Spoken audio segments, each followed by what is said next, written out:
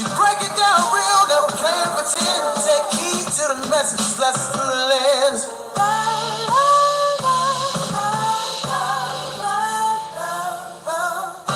Shout out to Corey Joe. 1,000 watts radio, baby. Came from the store, she built from the stars. Turned all them L's and twisted them R's. Ain't getting preached, just here to relate. She done felt in the cracks, now she shifting the bait. Every slip was set up for her next prize. Not your poor juice with a joke on the side. No dope, no stuff, just soul in the mix. Every story got a gem, every back got a fix. She where you at from heartbreak to hustle, from crying in the dark to finding the muscle.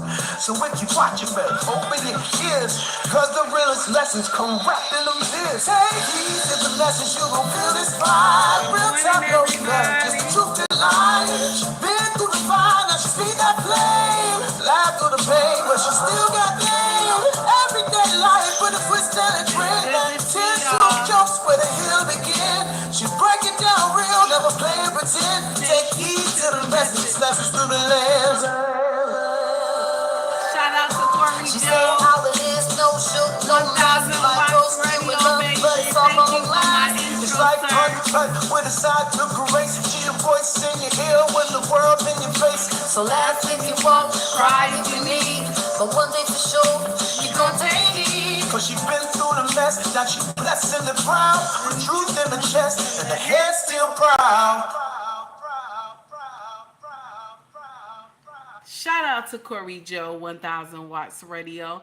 My brother, thank you for the amazing intro. I greatly appreciate it and will always appreciate what you do for my channel. Thank you so much. Good morning, everybody. How y'all doing this morning? Can you hear me well? Let me know. Can you hear me well? How is the video today? I'm using another phone. I'm using another phone. How's the video today? Is it messing up? We shouldn't be talking about nothing crazy today, so nothing should drop or whatever. Thank you so much, Stephen. I greatly appreciate that. So the title of this foolery is Tyler Perry and Cassie. What is done in the dark comes to the light. Okay? Now, we're going to talk about two people, Tyler Perry, and we're going to talk about Cassie. Because a lot of y'all been saying that she's the victim. Okay? We're going to talk about that. And a lot of people have been fooled to accept certain things in the church when it comes to Tyler Perry. A lot of people, because the stories that this man brings to social media, to the world, we all have a connection to these stories. We all do. Ain't that crazy? We all have a connection to these stories because you want to know why? Black women all went through the same teaching. Some of us was blessed to have good mothers, good fathers that taught the right thing. And then some of us were not blessed to have good mothers and good fathers that taught the right thing. Some of us were not blessed, but some were. But majority of us have been taught the same thing. This is why we all respond the same. You understand? When somebody call you, say, honey child, or they call you child, you already know what that means. You understand? See, certain people may not understand what our lingo is, but black women, we know ourselves.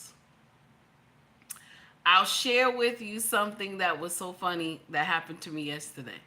I went over to the fish market getting some fresh fish or whatever. And I came into the store. Now I'm thinking, because it's the holiday yesterday, I was thinking the store was closed. So as I pushed the one door, the door didn't open. And then I said, let me check this other one. So I checked the other one. And then the sister that was sitting, she said, honey child, I was about to open up the door for you, girl. I was like, baby, thank you, because I didn't know. You see what I'm saying?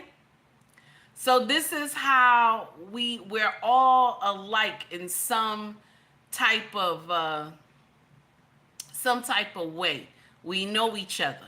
You understand? So a lot of the teaching that we get from Tyler Perry movies and stuff, most of the women that you see, you know somebody in your family like that. Most of the women that you see that he showed that's broken, you got the rich auntie, you got the auntie or mama that's on drugs. We all have experienced those things. So that's why Tyler Perry movies hit different. But it's under the disguise of fakeness. Because, especially when it comes to the church, we have been lied to when it comes to the teaching that we see in the church when we connect ourselves with Tyler Perry. Me too. Me too. Okay? I'm not here to kick this brother back in. I'm not. I'm far from that. I'm not here because there's a few teaching that I love about this man. But the dark side is that he hides who he is. Allegedly, allegedly, allegedly. So I have a couple of content creators that's going to come up and they're going to dissect this foolery. Okay? And then we also going to hear something from Cassie too, but we're going to go to Cassie first. Now, if you don't know who I am, okay? My show name is Take Heed to the Message, and the name that was given to me by my husband is Abang Anwa. It just means queen. So the first situation we gonna get into, because Cassie got a leak audio, okay? Cassie got a leaked audio. And for all y'all women who got up here and was like, Cassie is innocent, she has never done anything like this. I would never believe that she could say all those things to somebody. A lot of y'all was like, she's the victim.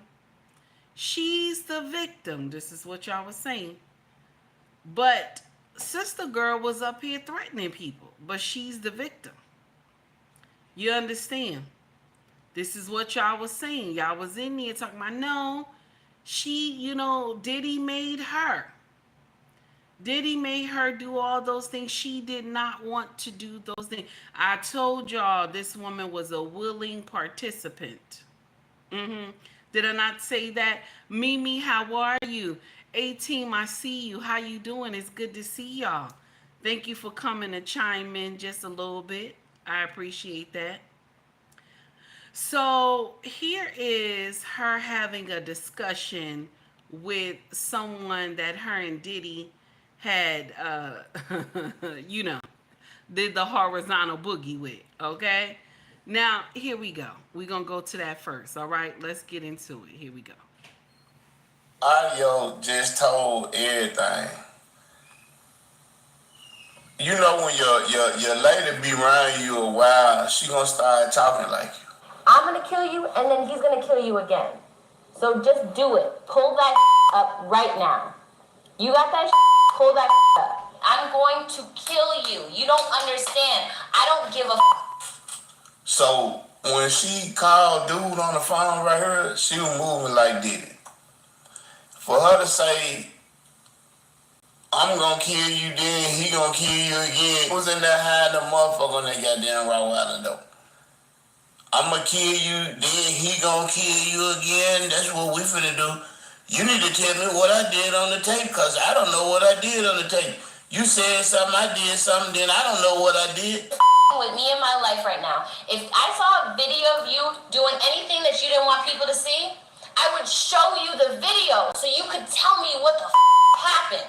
Y'all on that much dope that you don't know what you're doing on tape? Oh yeah, I'm just gonna get so full of dope, I don't know what I wanna do. I'm just gonna do it. Hey man, let that man out of jail, man. All these motherfuckers nasty, man. Man, I don't wanna hear no more about what that man like to do in his private time, man. I don't like to know what nobody do in their bedroom, man. I don't like to know what nobody do in their bathroom, man. That's nasty, cuz. You right here drinking, man, you a nasty bastard, man. You ain't this old nasty bitch. And she told off on everything right here, man. Listen to this whore, man. No, I will kill you if you don't show me right now. I will kill you and I will hide you and I will cut you up and put you in the dirt right now. Pull it up. If you have it, pull that up. Because if not, you're playing games with me, telling me you saw some. Now you're saying you didn't see some.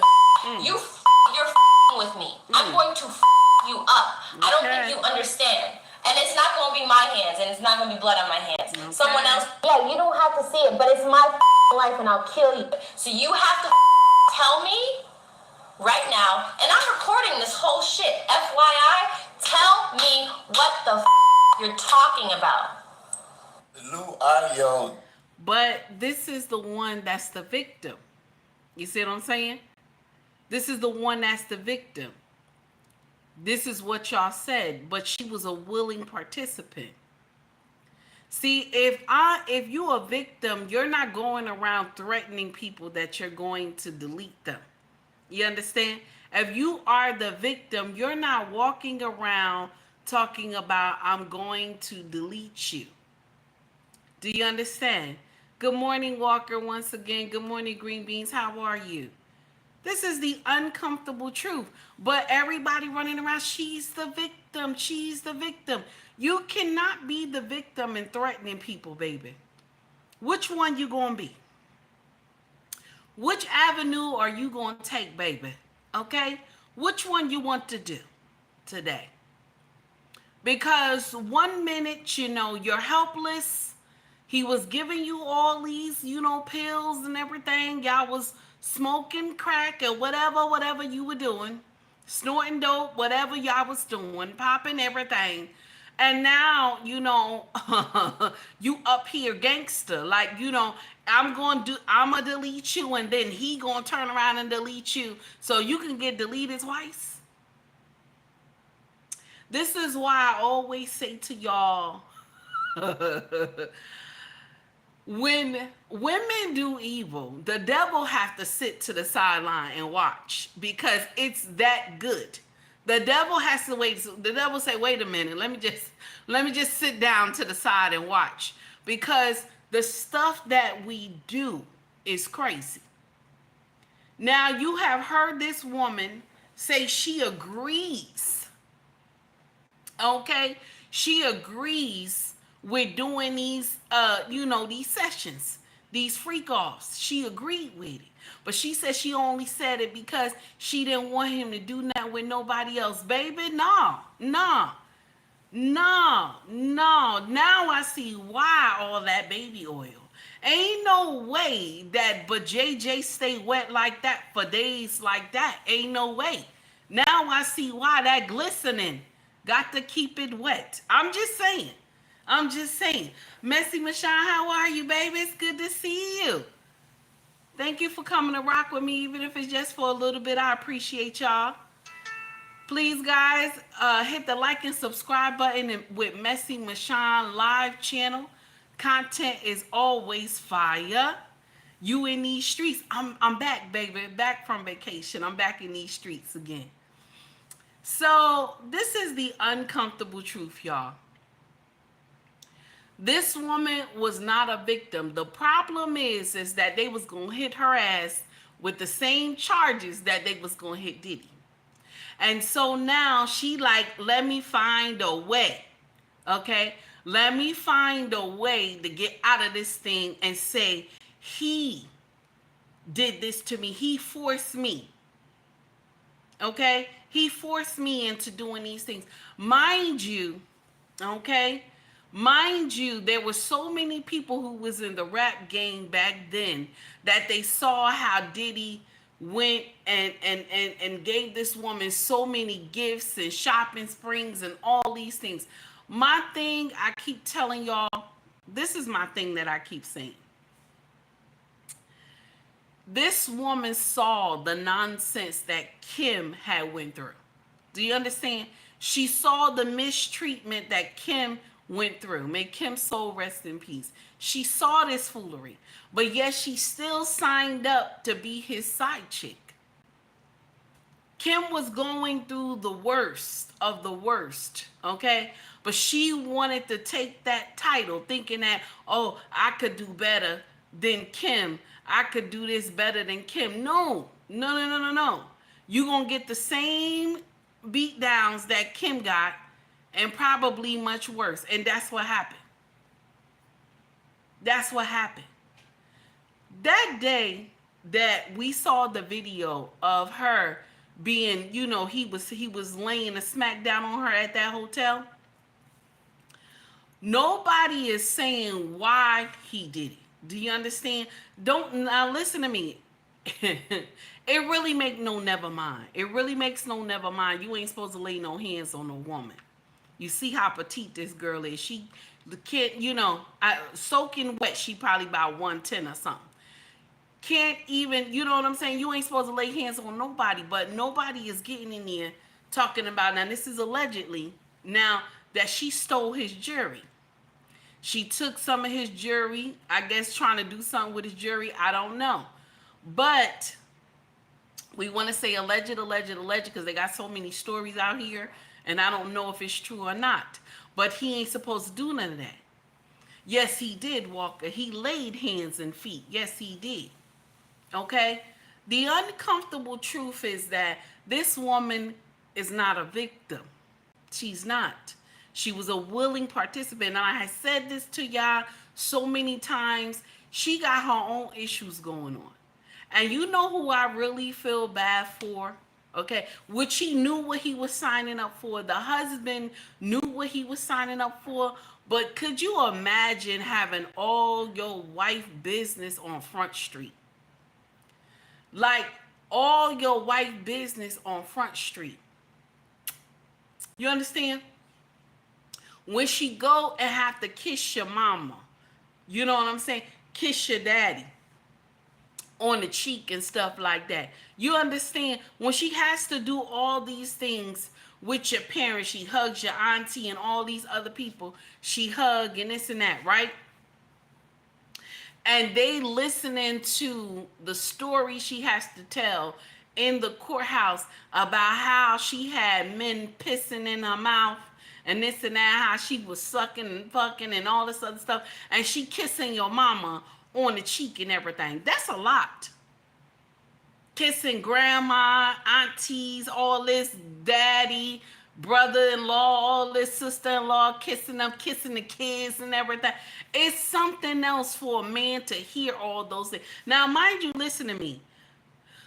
Most men, when you tell them their background, most men, when you tell them your background, right, they just times it by 2, times it by 3. Any number you give them, they times it by 2, times it by 3. So they like, okay, yeah, she was doing this, she was doing that. Okay, but the thing is, he knows it's between you and him. Like, your stuff is not put on Front Street that everybody know that you was getting pissed, in your mouth. Somebody was pissing in your mouth. You know what I'm saying? Not everybody know that you was doing orgies for 48 hours and all this other nonsense and stuff like that. I'm just saying. 48 hours, 4 days, allegedly. Okay? So nobody knows these things, but her demons are on Front Street. Everybody knows the things that she has done. And can you imagine, they got to look at the husband. All these black women around here, Stephen said it's just nasty. Yes, it is. And all the black women talk about he's a good one. Yeah, he's a good one.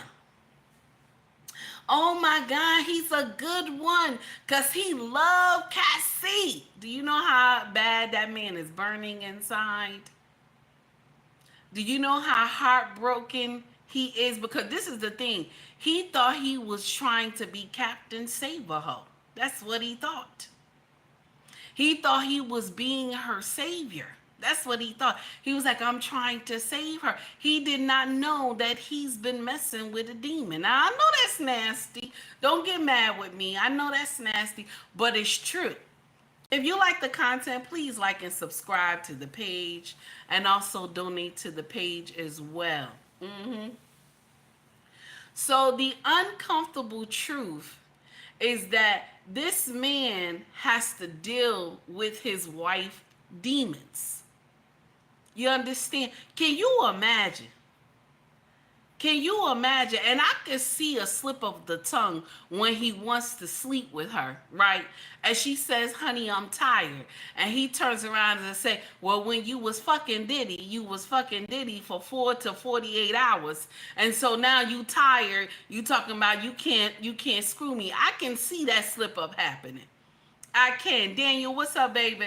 I can see that slip up happening. I'm just saying, because that's immediately what he will go to. It's crazy. That's immediately what he will go to when he has had enough. Because you got all these, like, that's why he loves his wife. He's supporting his wife. Oh my God, he's such a good man. Good man where?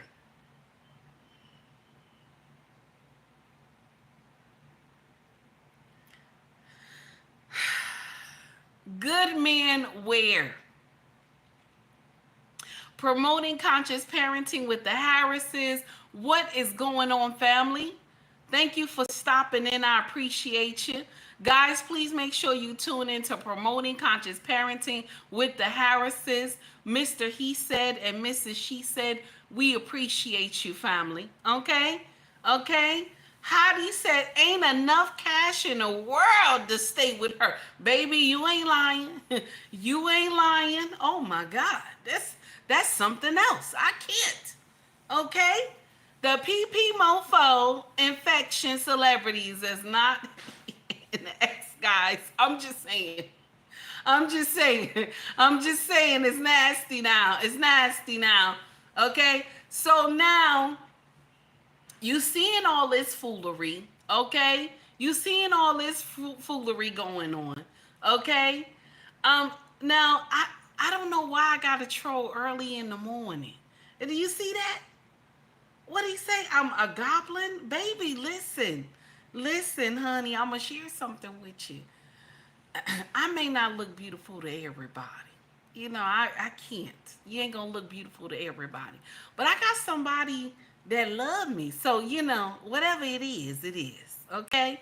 Now, Daniel, you quick now. 86 seconds, Daniel. Be nice now. Be nice, Daniel. So now this is the thing, okay? This is the thing. She ain't no victim. That's what I just want to tell y'all. She ain't no victim. We ain't gonna hold it long, because that's the truth. She's not the victim. You in here threatening people and stuff like that. You ready to catch a case, okay? I'm just saying, you ready to catch a case over some nonsense. I'm just saying, that doesn't make sense to me. Oh my God. And they just let her go like that. And they just crucifying only Diddy, when she was a part of the foolery too. You know what I'm saying? But anyway, it is what it is. So they released the audio, and that's what it is. So now we going into the next thing. Now the Tyler Perry situation, that's gonna be last, y'all. Okay, that's gonna be last. That's a whole heap of foolery. Okay, that's a whole heap of foolery. Now we gonna get into something. I want you to hear something. This came from the real MTR on Instagram. And he dubbed Kendra G singles, okay? He dubbed Kendra G singles, okay? And I want y'all to hear what this woman said. This woman said, woman gets fired and wants a 70-year-old man to become her sugar daddy. Now, why do you think, okay? Why do you think she want a 70-year-old man to become her sugar daddy? But let's hear what she got to say. MTR gonna come in too, but I want y'all to hear it. He did a reel about this nonsense. Here we go. on an older person who just wants no cookie and wants to take care of me. Because I'm going to be poor. I am poor. I'm going to be poor and on the streets having to sell my cat, and I don't want to sell my cat, Kendra. I don't want to do it. You may have to, baby. We need to find me a rich man who just wants to take care of me. Like, no cookie. No cookie. You ain't getting nothing. What? You nothing at all. Then you need to focus on 70, like in that area, older white men. Yeah, I would do 70. Yeah, 70 as long as, like, if he wants to take me shopping or eating. I love to eat. I love eating. Like, Kendra, eating is, like, my favorite hobby ever. So if he wants to take me I can see that. First truth. and you do not want any of this down here. Nothing south of the border. Why do you not want to have sex? No, I don't like it. I don't like it. Not with the older man. Not with the older Not with the older men. I just don't want it. You know, I don't want them putting that. You know what I'm saying, girl. I just want it. Okay, so we're gonna play her again. So MTR MTR dropped that video on IG. Shout out to Kendra G. She has the most wildest women that come on her show. My God, the woman said, I don't want this man to touch me. He can't get anything south of the border, okay? But he can take me out, take me shopping. You know, I love to eat and all these things like that. You know what I'm saying? Now, I'm going to share something with you. When my granddaddy was alive, he still used to get down. So I don't know, you know what I'm saying? So I don't know. When my granddaddy was alive, he in his 70s, he used to still get down. So I don't know. It depends on the man. I ain't lying to you. I kid you not. I can call one of my siblings right now on the phone and they'll tell you, okay? I knew a particular young woman that used to mess with my granddaddy when I was young. Okay, she used to come and get that money. My granddaddy used to tell her, listen, you got to shake it fast for a little change. Okay, my granddaddy was one of those type of men. He'll pay everything in your house. Pay everything in your house, baby. But when he call you, you better act like you know how to answer that phone. Okay, you better act like you know how to answer that phone. When my granddaddy call you, or when he send one of us to come get you. Okay, when he sent one of his grandchildren to come get you, okay, and don't be like, oh, tell him I'll be by later. No, my granddaddy said, come now. They look at you. Oh, tell him you ain't see me. No, I'm not gonna tell him that because he had already gave me $5. I'm not gonna tell him that. I'm gonna tell him I saw you and you said you wasn't coming. Don't do that. Don't do that. So I don't know. My granddaddy used to get down. Okay, so I don't know. Okay, I don't know. So when y'all be getting in talking about, oh, he's 70 years old, I don't want him to touch me. You want that money though, right? You better assume the position. You want that money though, right? You need them bills paid.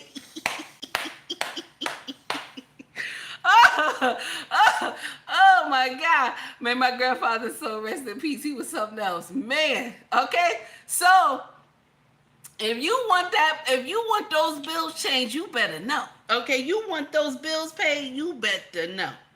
My granddaddy was something else, okay? All right? Now then I'm gonna share something with you. My father's father was something else. Okay? My father's father was something else too. Okay? I know he got other children besides my daddy and his sisters. Okay? He was something else too, because I saw his picture. I ain't never meet him, but I saw his picture, and my God, this man was handsome. So I know he was something else. You know, my grandma was that southern belle, very quiet and beautiful poised. My grandma was, but my granddaddy was from Detroit. So I know. I know something wasn't right. Anyway, now let's continue. Let's continue. All right, we gonna play her one more time because this was funny. Shout out to NTR and shout out to Kendra G. Here we go, right here. An older person who just wants no cookie and wants to take care of me. Because I'm going to be poor. I am poor. I'm going to be poor hey, Lost, and how on are the you? streets having to sell my cat, and I don't want to sell my cat. I don't want to sell my cat. You may have to. We need to find me a rich man who just wants to take care of me. Like, no cookie. No cookie. You ain't getting nothing. Nothing at all. Then you need to focus on 70, like in that area, older white men. Yeah, I don't do 70. Yeah, 70 as long as, like, if he wants to take me shopping or eating. I love to eat. I love eating. Like, Kendra, eating is, like, my favorite hobby ever. So if he wants to take me I can see that. First truth. and you do not want any of this down here. Nothing south of the border. Nothing south of the border. No, I don't like it. I don't like it. Not with the older man. Not with the older Not with the older man. I just don't want it. You know, I don't want them putting that. You know what I'm saying, girl. I just want an older person who just want. She says she doesn't want the older, disgusting men. But the money is clean, though, baby. The money is clean. Close your eyes. The money is clean, okay? Assume the position. Doggy style is best, okay? You said you don't want to sell that cat. That's what's happening. That's what's happening, baby. You selling that cat, baby. If you want the sugar daddy, okay, you're gonna have to shake it fast. Now, Law said you may have 20 in the front and 40 in the back, okay? Okay, that's in your future. It's in her future. That's what Lost in Translation podcast just said. Guys, please make sure you tune into Lost in Translation podcast. This brother content is fire. You hear me? And I'm going to share something with you. This brother is holy. You understand? This brother is holy. I want y'all to check him out. Okay? You will love his content. You will not regret it. Okay? So now, she said, I don't want to give this cat away. Okay? Anything south of the border, you cannot get this but JJ. Okay? Now, I don't want to be out here selling cat. That's what she said. Okay? Now, this is the uncomfortable truth. This is the uncomfortable truth. And Take Heed is going to tell you something.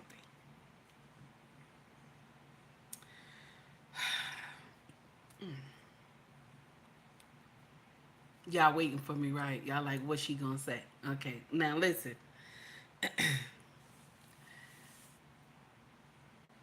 Even married women, okay? Even married women got to be nice with that pussy. Do you hear me?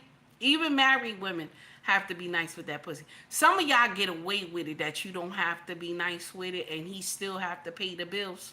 Okay, because that's his duty as a husband. He knows he's supposed to pay the bills. Some of y'all get away with it. Some women don't. Take Heed doesn't. I'm not one of those women that get away with not sleeping with my husband. I'm not one of those. Anyway, I love sleeping with my husband, so mine is different. Like I'm always like ready to fight all the time. Okay, with him, not physically fight. You know what I'm talking about. But this is the thing. She said, I don't want to give up but JJ, I want him to take care of me for free. Now, 70 years old, I don't know if men still rock like that at 70, but I know my granddaddy did. That's the only, you know what I'm saying? That's the only person that I can be like, you know, say, yeah, my granddaddy did. So I don't know anybody in the chat that's 70 years old. Let me know. Can you still lay that pipe down? If you can still lay that pipe down, this woman got a problem. Because 70, you know what I'm saying? I'm just saying, can you still lay it down? If you can still lay it down, baby, this is a problem. Okay? I saw an old man in a Cadillac. And this was on the highway. Okay, now somebody filmed these people. They were on the highway, okay? Now this man looked like he was in his 70s, but he was driving a nice Cadillac with the it might have been I don't even know, would it have been a Cadillac? I'm not sure. Okay, but I know the rooftop was that. Okay, and that young girl, he was holding on to her head like this and that. You know what was happening. He was holding on to her head like this, and y'all already know. You already know what was going on. Okay, I don't have to tell you. You already know what was happening. Okay, and so now, you got to do that then? If he can't, like, listen, Lordy, that's right now. Okay, promote conscious parenting with the Harrises. You know what I'm saying? If you don't want to spread those legs like the Red Sea, baby, then you got to speak to the mic. Okay? You got to speak to the mic. Okay? Okay? Promoting conscious parenting with the Harrises said she was polishing his shoes.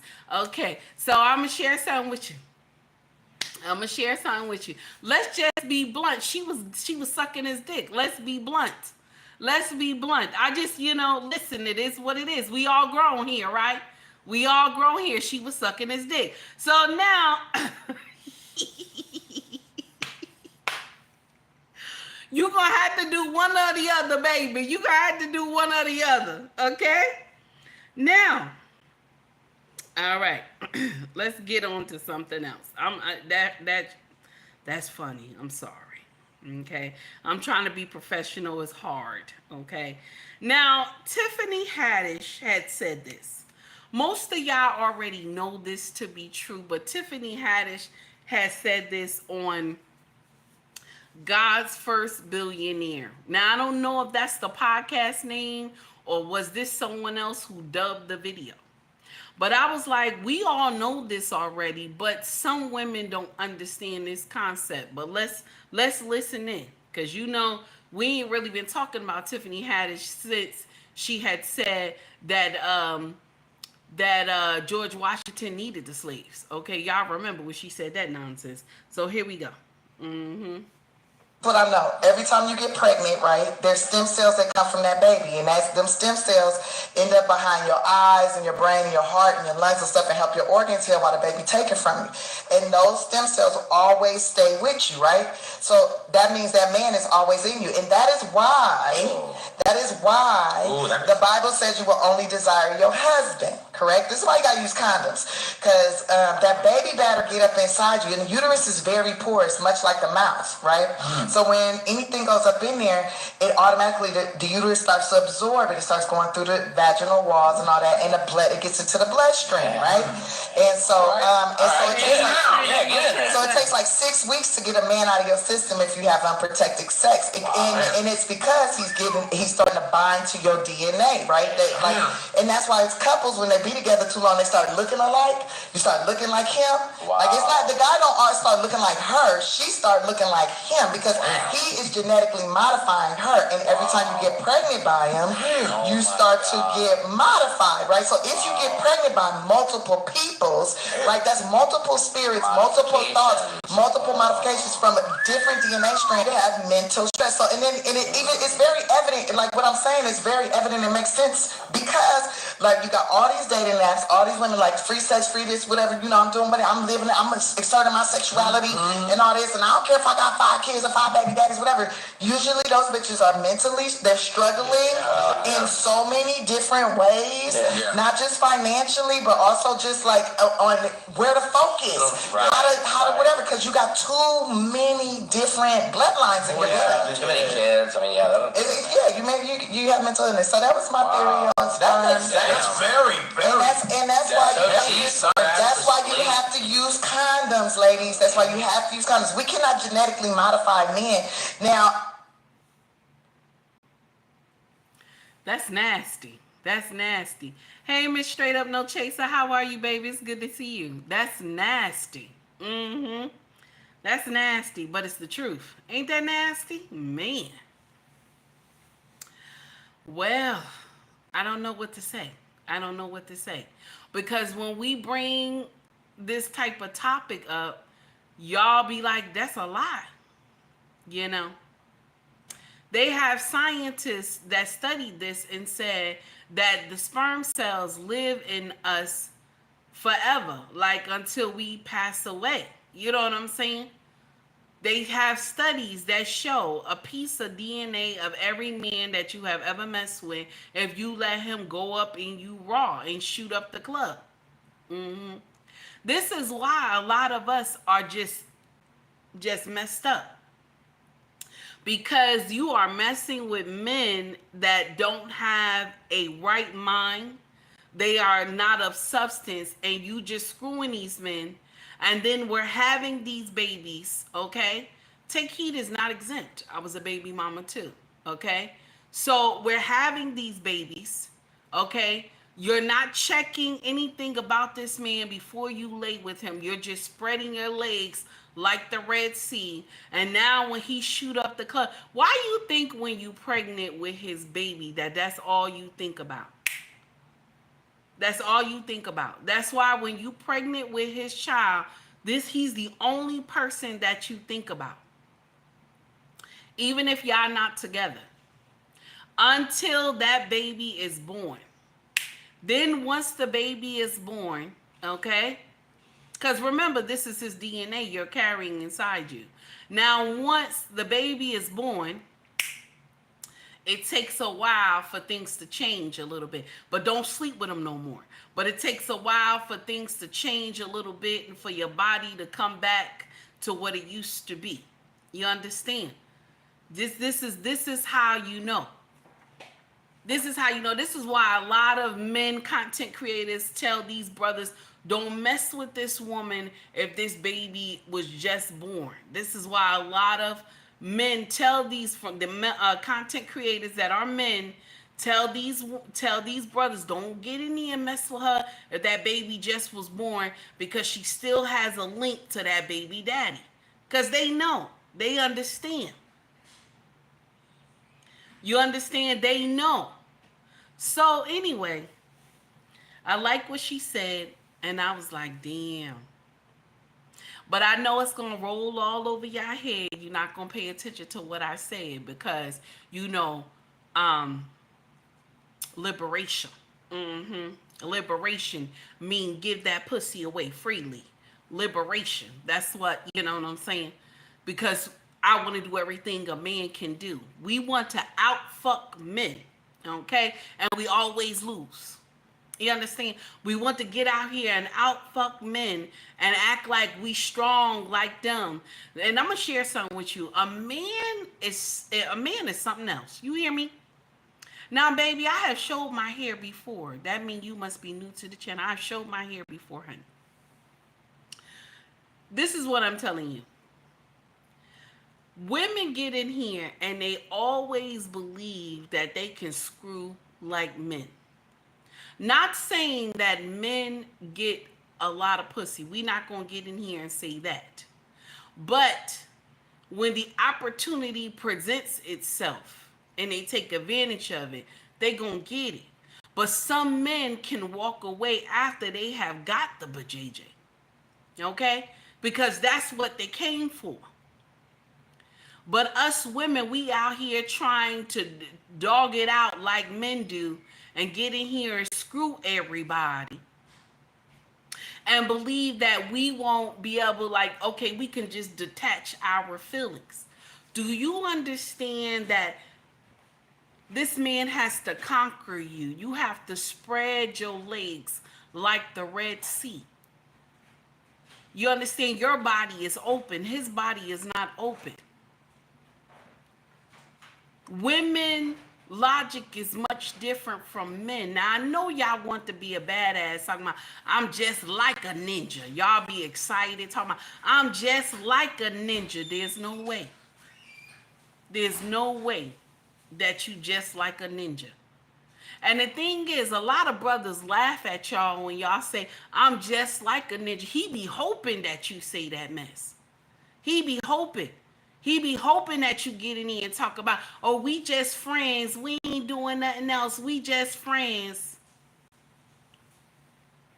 He be hoping you say that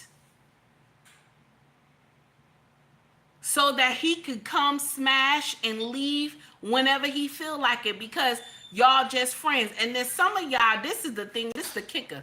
Because once you start really wanting to be with this guy, you see him around with other women, you really want to be with him, right? Okay?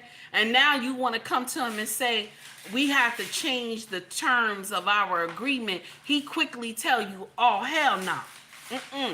Because in the beginning, when I wanted us to do something like that, be in a relationship, you told me, nah, I'm just like a ninja. Men love to hear stuff like that. They love it. They love it. Just to come smash and bounce. Yes, honey. So when y'all give them that doorway of opportunity, they like, that is what it is. We gonna keep it just like that. This is why a lot of y'all get hurt. Because y'all want to get out here and act like y'all's a ninja. Now, so with that being said, we on to the next foolery of the morning. On to the next foolery of the morning. Okay? Now, shout out to Angry Man because this had came in last night and I was like, oh, this is good. Okay? This is good right here. Shout out to Angry Man. I want y'all to hear what this woman said. Here we go. Dear Cardi B, on behalf of my sisters and I, we would like to send you a very heartfelt congratulatory message.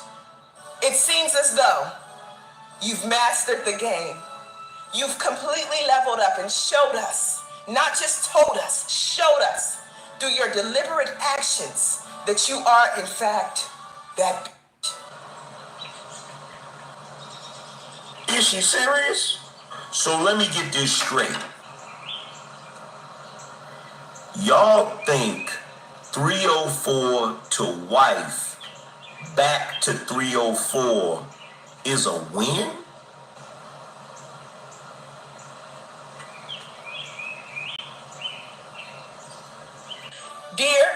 Shout out to Angry Man because when I saw this video, I was like, I'll be damn, why are we talking about Cardi B?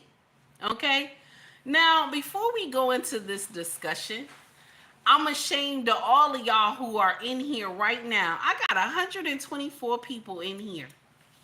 I only got 27 likes. Y'all should be ashamed of yourselves. You can't be nice to me and hit the like button.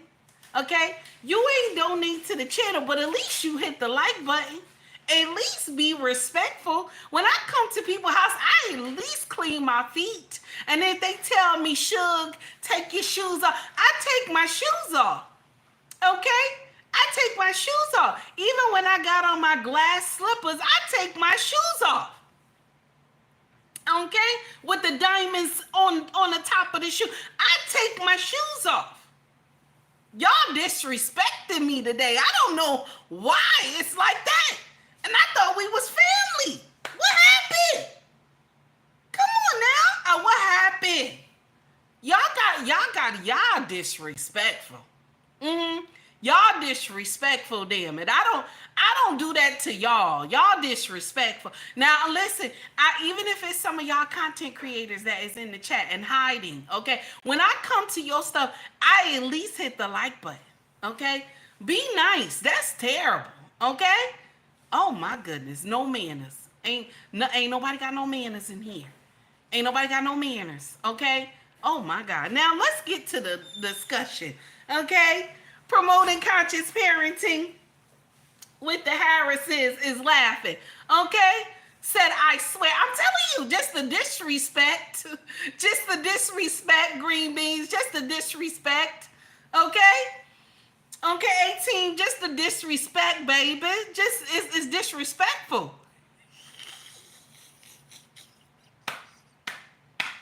Oh my God. Okay, so now we gonna play her one more time. Let's play her one more time, okay? Let's play her one more time.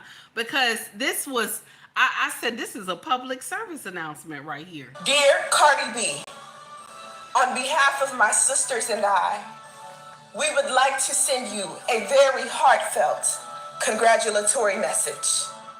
It seems as though you've mastered the game. You've completely leveled up and showed us, not just told us, showed us all right, through your deliberate actions that you are in fact that. Is she serious? Is she serious? So let me get this straight. Y'all think 304 to wife back to 304 is a win?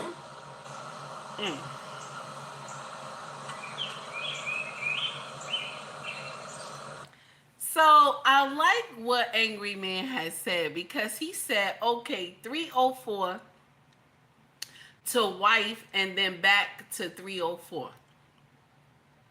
A lot of y'all believe that this is a rite of passage. A lot of y'all believe that. Like you done came off the street, somebody has wifed you, and now you had to go back to the streets. So it looked like it's a win to y'all, right? A win is a win, huh? No matter how it look. Now this is the thing. She says that the husband, okay, she always talk about how doggish he is, how he doing all this nonsense to her, how he cheated on her and all these things like that. You know, talk about Offset like this all the time. Alleged. Okay, because I don't have money, so don't sue me, Carly. Okay, so now she always talk about how Offset do her, and Offset, I don't have no money either. Don't come sue me. Now, but she's messing with a bona fide player.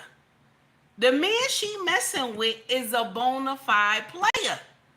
They said he's a doggy dog. Okay? That he get pussy thrown at him from the free throw line. So how is it that you was a 304? Let's be clear, because all that stuff you was doing was crazy. You was a 304, okay? Then you got with Offset, took him from one of his baby mamas, okay? Then you married him, and now you back at the streets now. And now you being paraded like a ornament with your ass hanging out. I think you was on a boat or something. With your ass hanging out with this man. And all the women from the Hyena Kingdom is rallying for you, okay? That you out there on the boat with your ass hanging out, and the man you laying on ain't your husband. This is the thing. We promote all types of foolery. Like nobody is looking at this. Like, you know what I'm saying? Nobody's saying, wait a minute. This sound crazy. Nobody. Everybody like, yeah. That's why when some of y'all women leave your husband, okay? Now listen to me. Take heed to the message does not condone cheating. I don't. I myself can't take it if a man cheated on me. I myself can't. But one thing I will do is I will ask, why is the cheating occurring? Why is it occurring? Because if it's coming from me on my part, or is something going on in our relationship, or is you just, drinking this water, are you just immediately gonna tell me, oh no, a man needs a wife and they need a hoe? Now at least be upfront so we can talk about this thing, okay? I'm just saying. So I don't like cheating. I'm not going to get in here and say I condone it. I don't like it. But I will say this. Find out why. Find out why. Because what usually happens is after you leave your husband for cheating, okay? Mind you, he has been taking care of the house. You don't have to work full time. You're working, but you don't have to do everything. You understand? You don't have to do everything. But you have a man of substance. Do you understand? You have a man that is taking care of the home, taking care of the children. You don't have to do too much. But because you found out he's cheating, so now you're ready to leave him. And then you turn around, you get outside, you get free. You got 3-4 children with you. And only men that you attract are men who are married. So now you turn into the side chick. Like you just came from being the queen and now you done turned into the side chick. I'm not going to take that walk with you. I'm not going to take that walk with you. Malik, how are you? Thank you. I'm not going to take that walk with you because that's crazy. That's the problem that we got right now. Because y'all will leave your husband and then turn around and be the side chick. There was some woman who came to social media. She said she left her husband for cheating because it was her integrity. She had so much integrity, she couldn't believe her husband was cheating. But she sat up there and said he did everything right. He took care of home. He didn't have to work, all these things like that. Okay? She found out he was cheating. He begged her, please come back, come back. Okay? So now, she said, no, I'm not coming back. I'm tired of your lies. I'm tired of you cheating. I'm tired of you doing all these things. This is what the wife said, okay? Husband gave her 3 months to come back. Said, come back. I don't want my kids to not be outside this house. He gave her 3 months to come back. You know what happened? She ain't come back. She talked about how much it's a nightmare, that it's hard for her. She's working. She don't know what else to do. Is something else, okay? Then, guess what happened? Guess what happened? Guess who she started sleeping with? The ex-husband eventually married another woman, okay? Years later or whatever. But all the while they call themselves being divorced, she's still screwing the husband. So now you the side chick to your ex-husband, and your husband is married to another woman. So now instead of you being the queen, you have become the side chick. This is dumb. Y'all don't think these things through. Ain't no way I'm going to give up my reign like that. Ain't no way. Okay? Side chick, you going to have a whole problem. Ain't no way I'm going to give up my reign. There's no way. Like you not going to get nothing. I don't care how many children you have with him. You ain't going to get nothing. I'm going to make sure all my kids got everything. You're not going to get anything. When somebody say to me, oh, take heed, did you know your husband had 2 or 3 kids? I'm going to say, I don't know nothing about those kids. I only know my kids. I don't know anything about them. Oh, well, I'm not going to help nobody. You got dick from my husband. That's the best thing you was going to get. I'm not going to give you none of the land or nothing, any property. You won't get nothing. I'm not going to do that. I'm not going to be nice like that. The best thing I can do is give you a lesson. Don't be screwing somebody else's husband. Don't be giving babies to somebody's husband. Okay? And even if he got sneaky and put you in the will or something with the kids, I would contest that shit and put it in limbo forever. I would. So this is the thing. Y'all turn around and y'all applauding Carly. That's right. You did the right thing. You left his ass to become a 3 or 4. Take heed, ain't judging. I was on the street too. Okay? I was a baby mama. I was on baby mama lane up the street around the corner. Okay? I was on the street too. Somebody came and saved me from baby mama lane. I was on the street too. Okay? But when he said, you belong to me, listen, I had to let him know there's no refunds. You understand? There's no refunds, okay? Don't nobody else want me, okay? Don't nobody else want me. All this craziness you got. You know what I'm saying? And listen, it is what it is, okay? So he said to me, now I could take this craziness. Come here. So that, it is what it is. I can't, okay? I listen, I'm not going, no. Not after you done got me off the street, okay? Then you done gave me your last name and everything.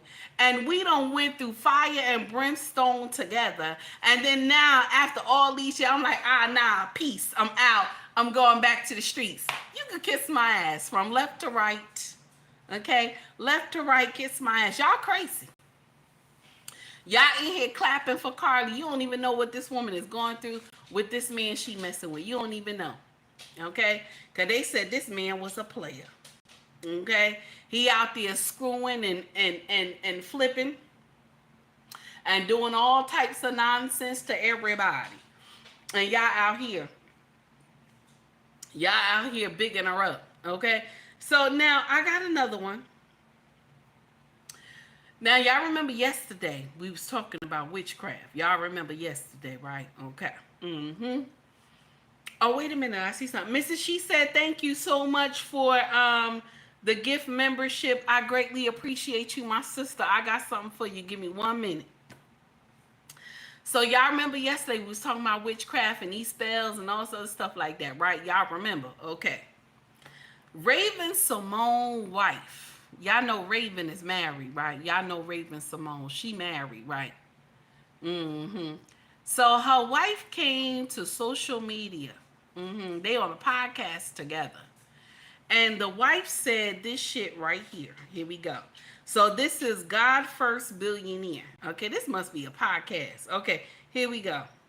This is what she said. Like a bunch of other people are falling down the Raven Simone and her wife rabbit hole right now because everyone is thinking she's under a trance. I was like, bullshit.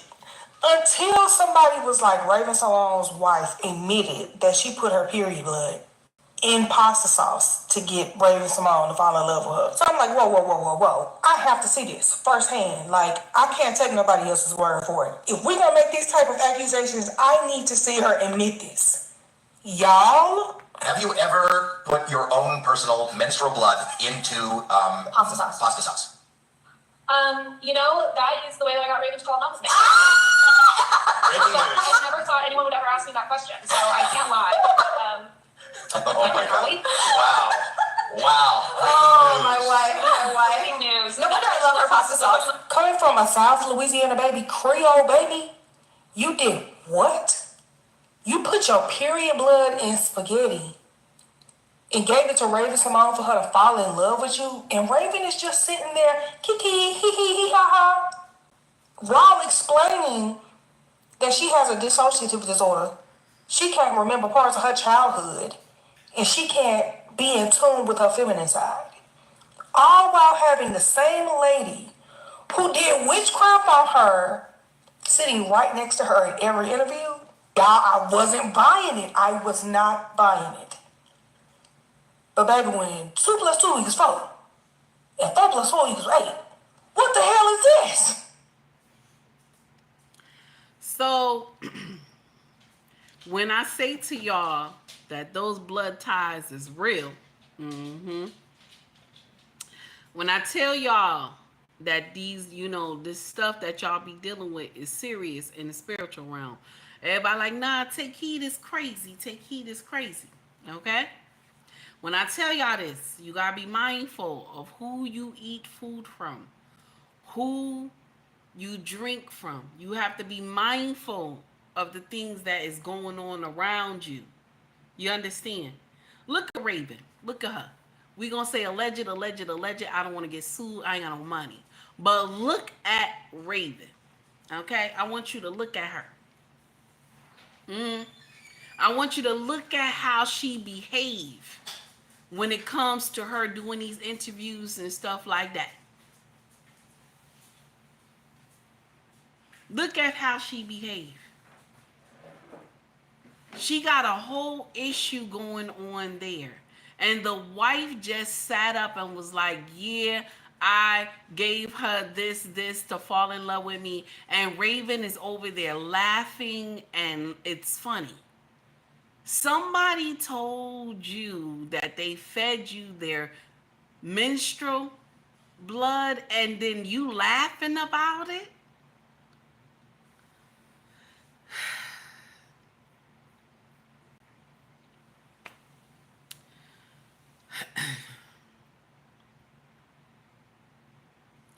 And you laughing about it. That's funny. That's funny. Somebody fed you their menstrual and you laughing about it with some pasta sauce.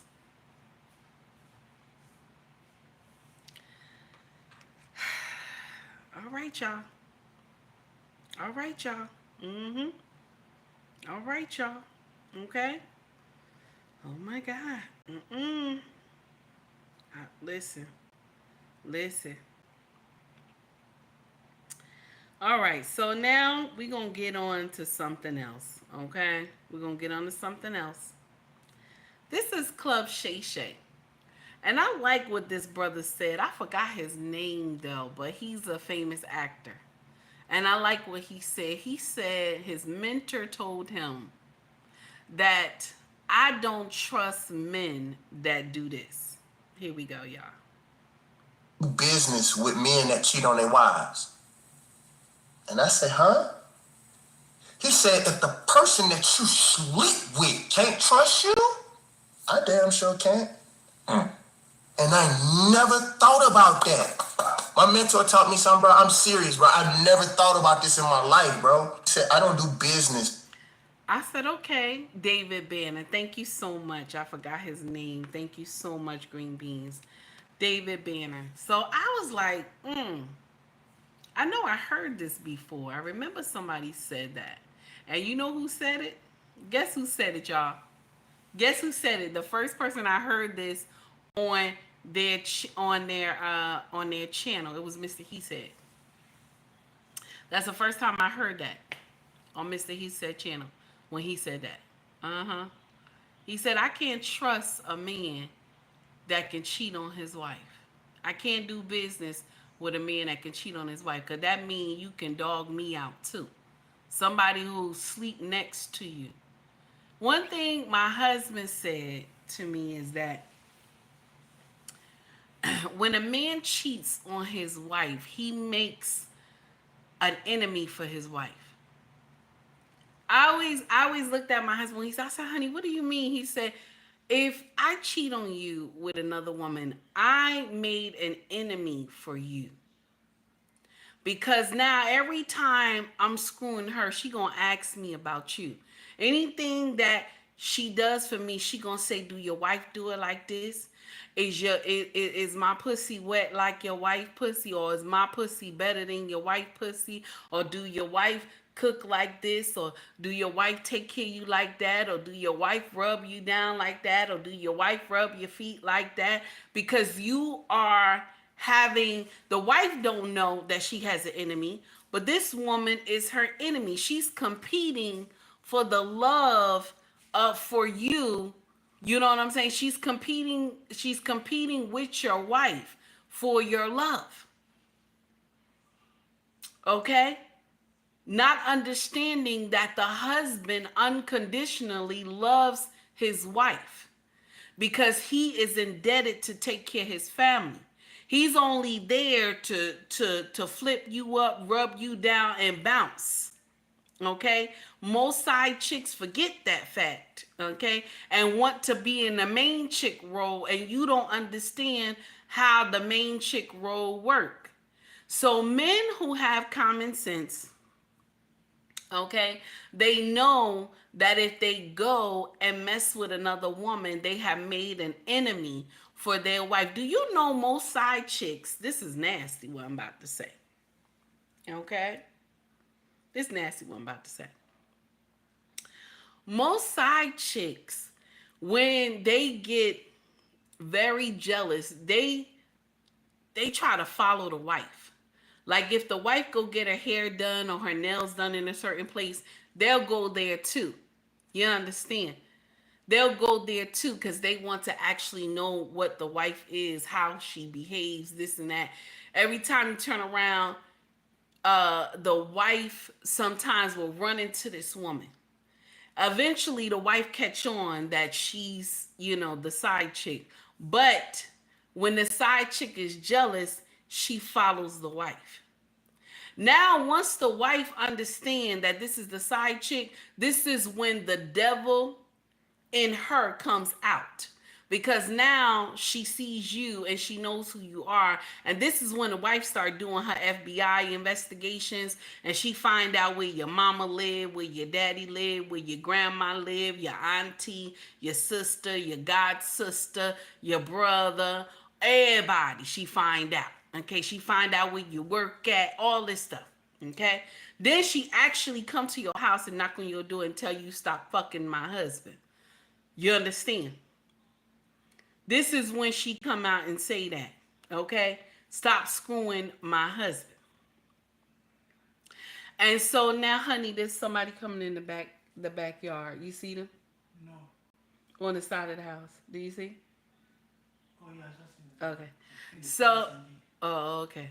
So that's the thing.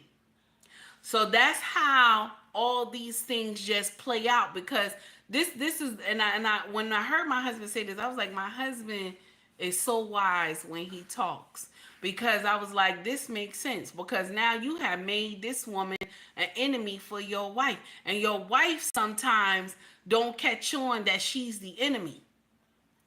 Sometimes these women even walk up to your wife and start saying, how you doing, honey, this and that.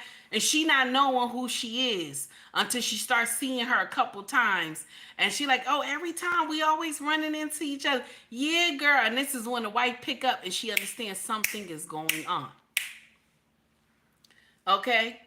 So when you do that, you are putting your wife in some type of danger by having a side chick, because these side chicks just don't want to just be the side chick. They want to be the main chick. Why is Takey saying that? Why is Takey saying that? Because I have seen this in my mama. I have seen this in me as well when I was a baby mama. How you go and sleep with this man? This is just me talking. Okay, this just me talking to myself right now. How do you go and sleep with a man who already got a family? Okay, because he look good, everybody else like him. Okay, so you go sleep with this man who already got a family, and now that you done got pregnant, you turn around and ask him, well, what about me, you, and the baby? And he tell you, I got a whole family. How am I supposed to leave my whole family to be messing with you? And only the one baby you got, and I got all these kids over here. That's the dumbest shit that the side chick ever put in her mind. When my mama told my daddy, same thing with my mama, told my dad, oh, well, if you can't be with me and you can't be with me and my daughter, then you can't see her and this and that. Mind you, you was messing with this man. You saw his main chick. You spoke to her many times. Okay? You even waved to her, said hi, all these things. You knew who she was. And so you want this man to leave his family just to be with you and your baby. That's why I keep telling y'all, the side chick is not the place to be. Side chicking it up is not the place to be. Anyway, back to the story at hand. Let's see what else we got. Okay. Now, I know a lot of y'all's offended by a lot of stuff that's going on. Okay? Yeah, a lot of y'all offended by a lot of stuff that's going on. Next subject, y'all. About the illegal immigrants and how a lot of the protests is wilding out all over the U.S. and everything like that.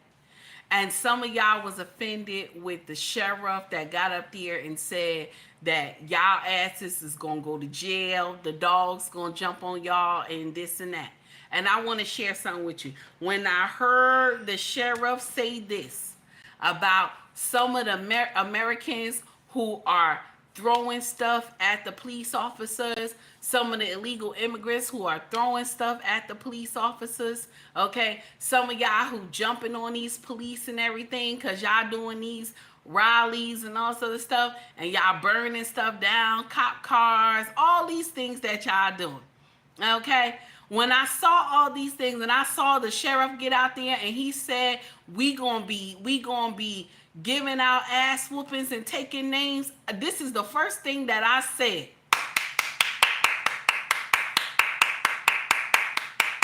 That's the first thing I said. Get them motherfuckers.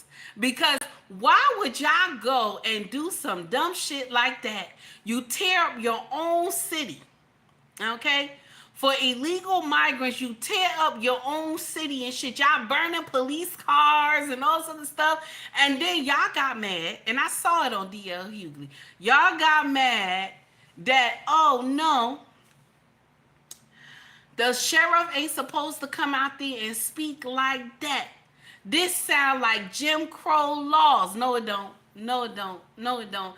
If your ass go to a different country and you start burning shit down, their flag, the police car, all this other stuff, your ass going to jail. Okay? The people who live there not gonna help you destroy their state, their state, their country, whatever. They're not going to let you do that.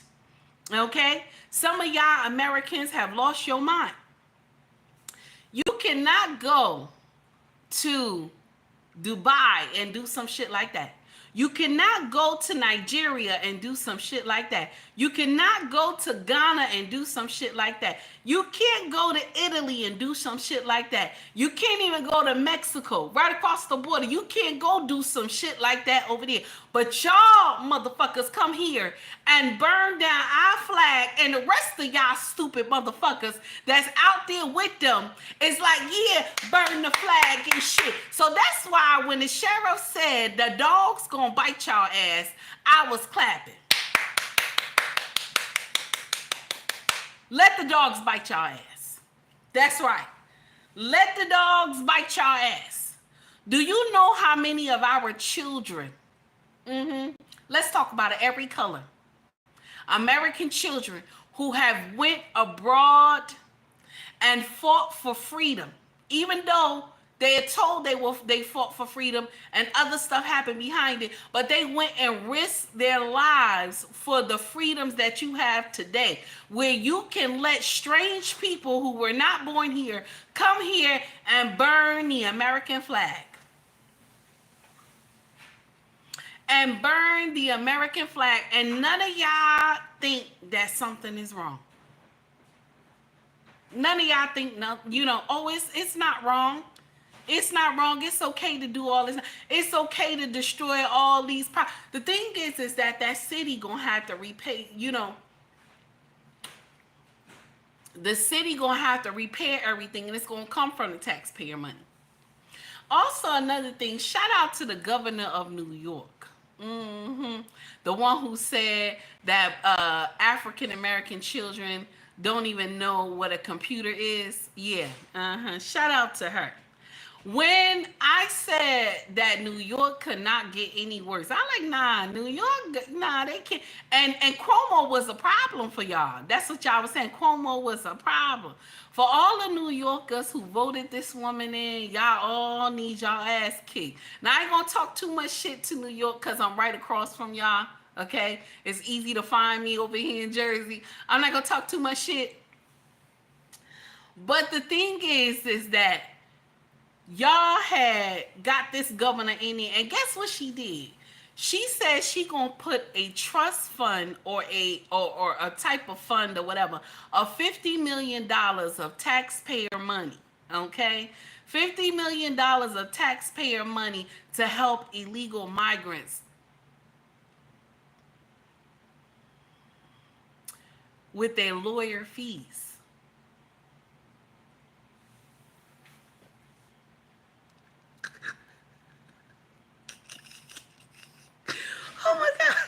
Oh my God. Did you? Okay. $50 million she gonna give, okay, to illegal migrants for their lawyer fees, okay? Like a little trust or something, so that it will pay the lawyers to help bail out these illegal migrants in New York, okay? Taxpayer money, though. It's taxpayer money. It's not her money. It's not her money. And she was proud to say it, though. Hey, Shay, what's up, baby? Okay? She was proud to say it, though. Yeah, we're doing the same governor that said black children don't know what a computer is. Okay? Now, mind you, these kids, let me share something with you. These babies come out programmed. I don't care what color they are. These babies come out programmed to know what the internet is, okay? That's why when they get on the phone, they immediately know where YouTube is and what's their favorite show, okay? at 1.5, 2 years old. They take your phone. They already know where to go to turn on the YouTube and to get to the certain program that they like. Okay? They even know what to do. And then they'll talk to the phone. They'll tell you, Mau something. Okay? Mau something. Okay? Or Dora the Explorer. Okay? These kids is smart. But she said black children don't even know what a computer is. That's y'all governor. That's y'all governor. Now, I ain't hating. Jersey got problems over here. But our governor ain't up there talking about they want to give $50 million to illegal migrants. Okay? They don't want to give $50 million to illegal migrants. Tell me, what nation do you know? Tell me, what nation do you know you came here illegally? Everybody is working against the federal government. You have came here illegally. And so one of the states in the country said, we gonna get some money together for the illegal Americans. Let's talk about it. The illegal Americans, so that they get to stay here. You are burning the flag, but you want, that's what I'm saying. See that? How you burning the flag, but you want to stay here?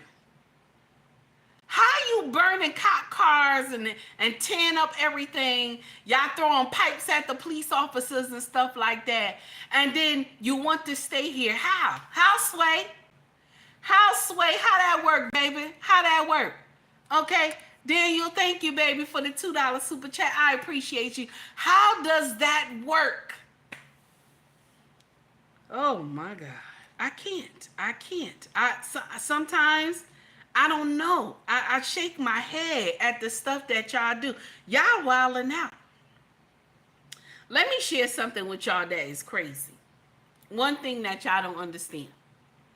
When y'all get in here and talk about how Trump is deporting all these illegal migrants, I'm going to share something with you.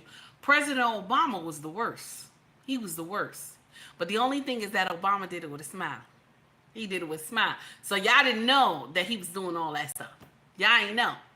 Obama deported more than just a little bit. Do you hear me? Obama was ruthless. President Obama was ruthless, but he did it with a smile. So y'all didn't know. Y'all didn't know he was doing what he was doing. Y'all didn't understand what was going on. Some people talked about it a little bit, but they didn't get no hype. Because everybody loved Obama so much, it didn't get no hype. But Obama was a problem for immigration.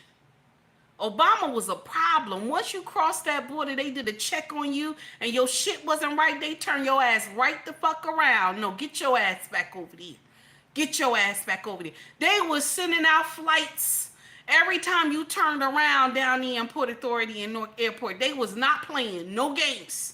They was bringing buses in by, like, it was nasty. All those white buses was coming in on the AOA. He was deporting everybody and their grandmama. That's how nasty it was. But Trump is the villain.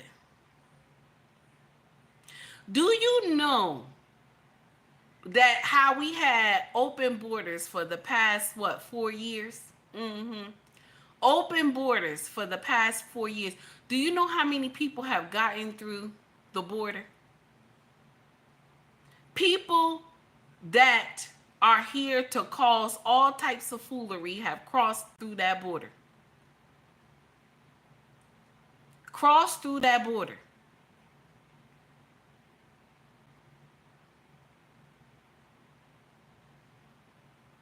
Why you think President Trump, shout out to my president, why you think President Trump is trying to move slow on what he gonna do with Iran?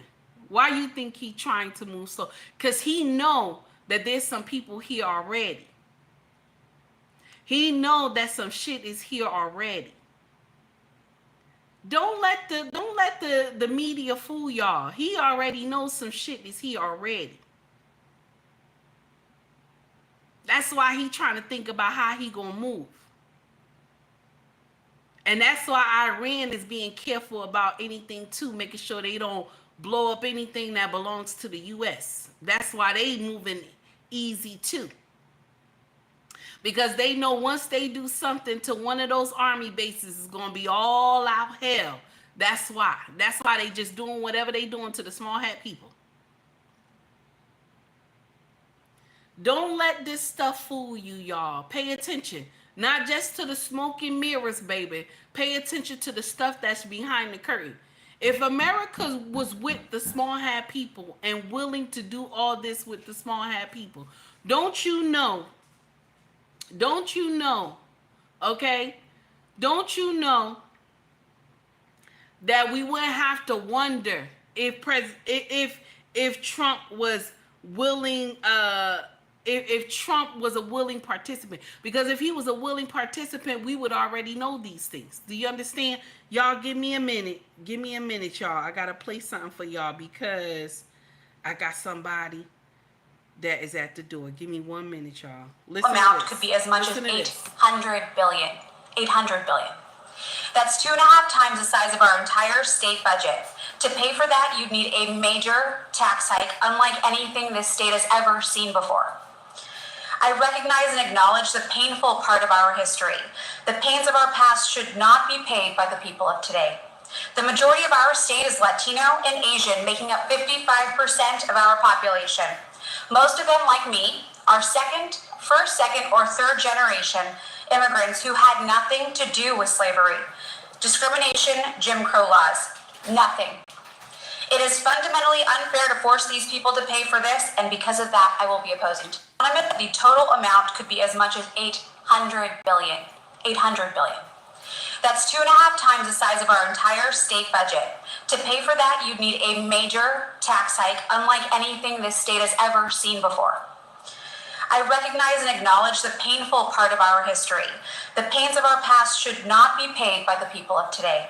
The majority of our state is Latino and Asian, making up 55% of our population. Most of them, like me, are first, second, or third generation immigrants who had nothing to do with slavery, discrimination, Jim Crow laws, nothing.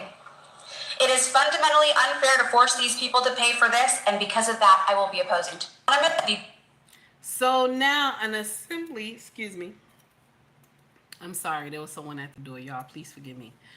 An assemblywoman called Kate Sanchez opposed reparations for Black Californians, okay? Citing certain over-fairness to immigrants, okay? Now, citing concerns over fairness to immigrants, okay?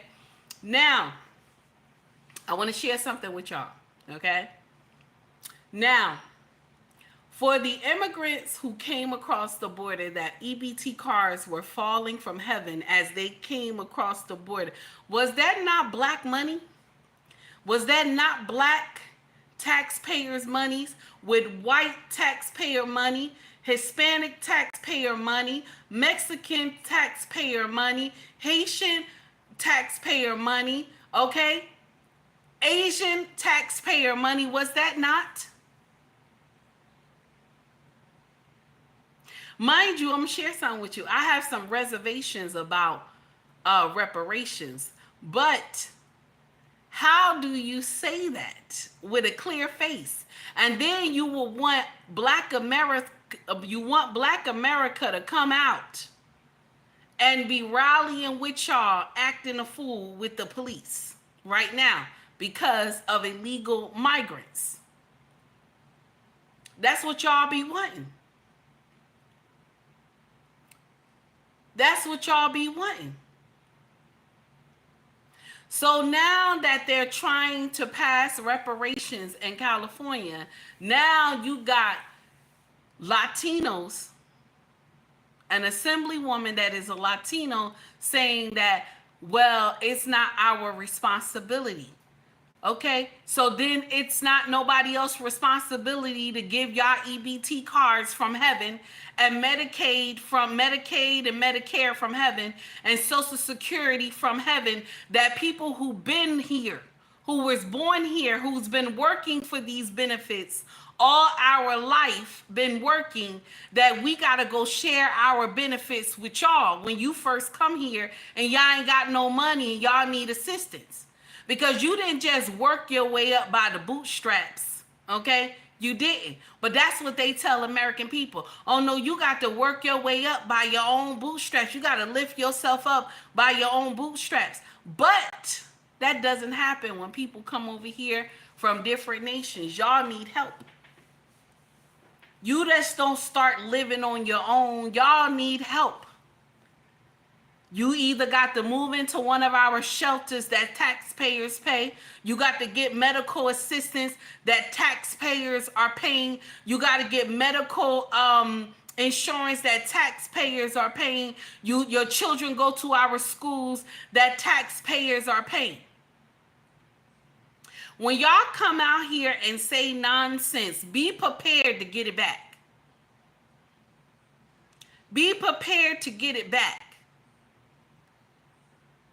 Now, don't get me wrong. I got some stuff about reparations too that I would love to say, because I don't think that a reparation should just be given all willy-nilly, and then all of a sudden you see all these Jordans get bought out, and then all these fancy cars and shit, and crab boils and all this shit. I don't want to see none of that. Okay.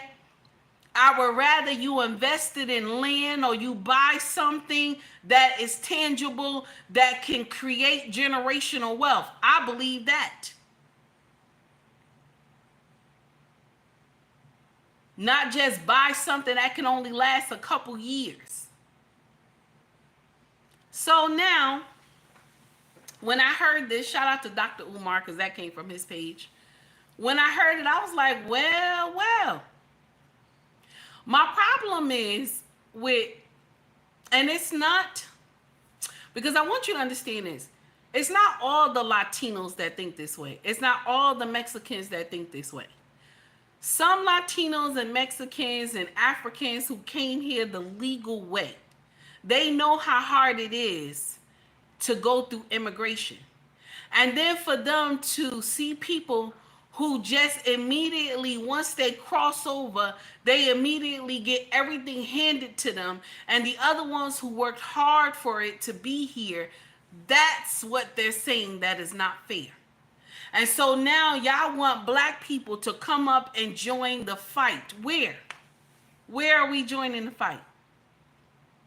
And for some of y'all Caucasian people who out there helping them destroy our cities, y'all crazy.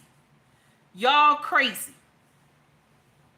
I've been watching y'all do all types of foolery all over social media. Y'all is crazy. It don't make no sense at all. Y'all crazy. Ain't no way. Ain't no way. You hear me? Ain't no way.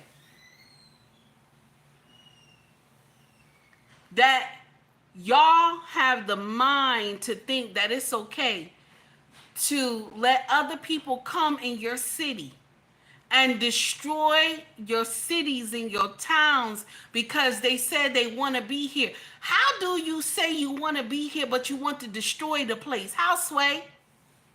How sway? That doesn't even compute. That sound crazy. It sound like something wrong somewhere. Anyway, all right now. Oof, my goodness. Okay. I listen. Let the dogs get y'all. Y'all doing too much, okay? Some of y'all Americans who out there doing foolery, let the dogs get y'all. Yes.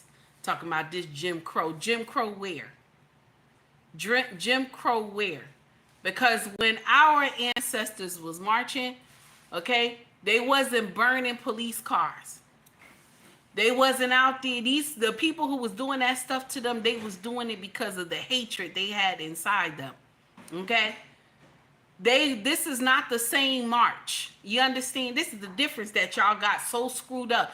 This is not the same march from the days of old. Our ancestors didn't go burn everything down.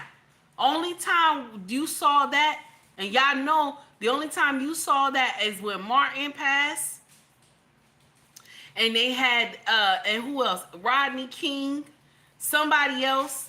A lot of nonsense happened. Also the George Floyd thing. Y'all did all that. That didn't make no sense.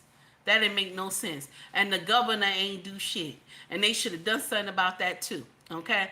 Just like the LA mayor talking about, oh, Trump shouldn't have sent all those people in here. You rather seen the city burn down? All y'all was talking mess. Oh, Trump shouldn't have sent all those soldiers in there and this and that. He shouldn't have done that. What kind of president is he? He trying to save that city.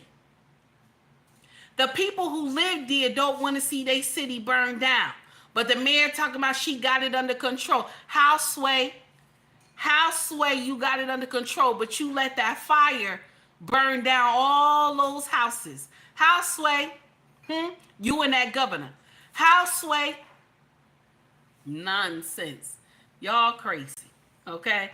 Now let's get to the super chats. I appreciate you, Daniel. I see you. Thank you so much, Mrs. She Said, for also donating to the channel with a gift membership. Guys, if you want to take time to donate to the channel, I greatly appreciate it. You hear me? So this is this right here is let me see what we got. This right here is for Daniel. Daniel, here we go, Daniel. Here we go. Nah, give him a black man for sure. Hold on, let's do it again. Here we go, Daniel. Thank you. Black men or white men? You want the Morris Chestnut or the Ashton Kutcher? Nah, give him a black man for sure. Give him a black man. Yeah. Why? Because I'm not really the type to date a white man. No. The Ashton Kutcher for you? Honestly, even in my own race, like, you know, like, I can't date a light skin, like, I can't. Gotta dress, you know, that caramel, you know, that little chocolate, you know. So what you like about black men? Everything. It's not one specific thing. It's everything. Everything comes with everything. With everything, for sure. For sure. Black men or white men? You want the Morris Chestnut? I like that, right? Y'all like that. Shout out to Daniel. I appreciate you. Okay. So I see somebody put, and I still see them in my chat. Is you an African or African American? Somebody put. Also, someone else put Mexicans and Black Americans are the same or something like that. Okay, we in the same boat. Okay, somebody put that. You gotta stop lying, baby. We not in the same boat. We not in the same boat. Y'all gotta stop trying to mix the struggle of Black America to everybody else. Okay? The only people, and this gonna be nasty when I say this. This gonna be nasty. A lot of y'all gonna be upset when I say this.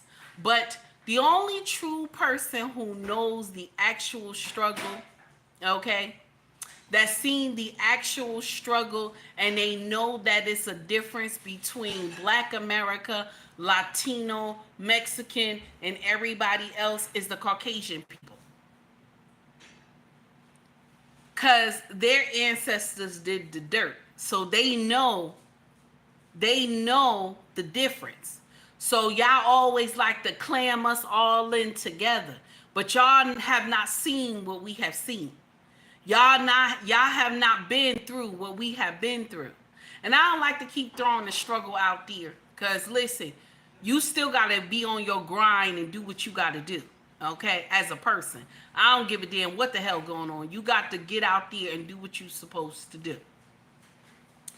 The thing is that Latinos will quickly and Mexicans will quickly get in here. The ones who are illegal immigrants get in here and try to put it together with Black America. But y'all own people won't even put it together like that. The Latinos who came here legally, and the Latinos and the Mexicans who came here legally, and everybody else who came here legally, they don't want y'all to get a free pass to come into the U.S. That's y'all problem. Black people just want to be left alone. They just want y'all to leave. We just want y'all to leave us alone out of this battle. That's all. because this is between you and your people. Your people is the one who voted y'all to not be here. That's why Trump is in the White House and Kamala is not there. Okay? Let's be clear. Your own people don't want you here because this is the uncomfortable truth. Check this out. They knew how hard it was to get here. And then now y'all here, y'all committing all types of crime and this and that. And this is what, and this is the thing. Arnold Schwarzenegger said it best. He was on The View a couple days ago. And they was trying to keep him quiet. But Arnold Schwarzenegger said it best. Do you hear me? He said when you come into somebody's house and you are a visitor, okay? He said you're supposed to be on your best behavior. You're supposed to wipe your feet, take your shoes off. You're supposed to sit down properly. You're not supposed to be in there doing no nonsense. You ain't supposed to do no stealing, no killing, no R word, none of this evil stuff you're supposed to do. You're supposed to come to someone's house and behave, right? That's what he said. When you come into someone's home, you supposed to behave, not act a fool and think you still in your country and you could do what you want to do. So shout out to Arnold Schwarzenegger, because I love that. I was like, that's plain and simple right there. That's plain and simple. But some of y'all come over here, you bring your whole gang attitude over here, you bring all the drugging over here, the weapons over here, and do nonsense. And then when y'all ass get caught, now we got to see your whole family crying on social media. Oh, ICE caught them. ICE caught them. They're deporting them. ICE.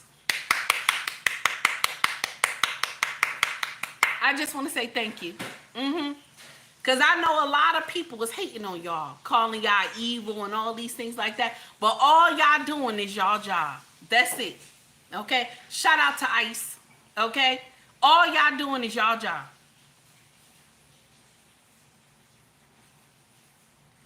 For y'all Americans, every color, all of us. Y'all Americans, all of y'all. Anybody who got American on the end. I don't care what color you are. For all y'all that are Americans, you tell me what country, I gotta keep saying it. You tell me what country you can go to and go and burn their flag. Tell me what country, I'm waiting. That you can go to their country, burn their flag, talk about their president, talk about the agencies and all that other stuff. Tell me what country do you know that they allow you to do that nonsense and still be able to stay in their country? Tell me what country you know does that. There's no country. I ain't even gonna wait for you. There's no country that allow you. They not. They're not gonna allow you to do that. The immigration problem is not African Americans. It's not us. It's not us. We not y'all problem. You want us to come out there and march with y'all, but we not y'all problem. Y'all problem is your own people. Because they're mad that you got a free ride to come here. They're mad that they had to pay for their paperwork for immigration. They're mad that they had to pay for their paperwork for a lawyer. They mad at y'all. It's not Black America. It's not Black America. So stop trying to link us to, oh no, the fight is with both. No, it's not. No, it's not. We didn't illegally come here. We didn't come here illegally. We didn't come here illegally.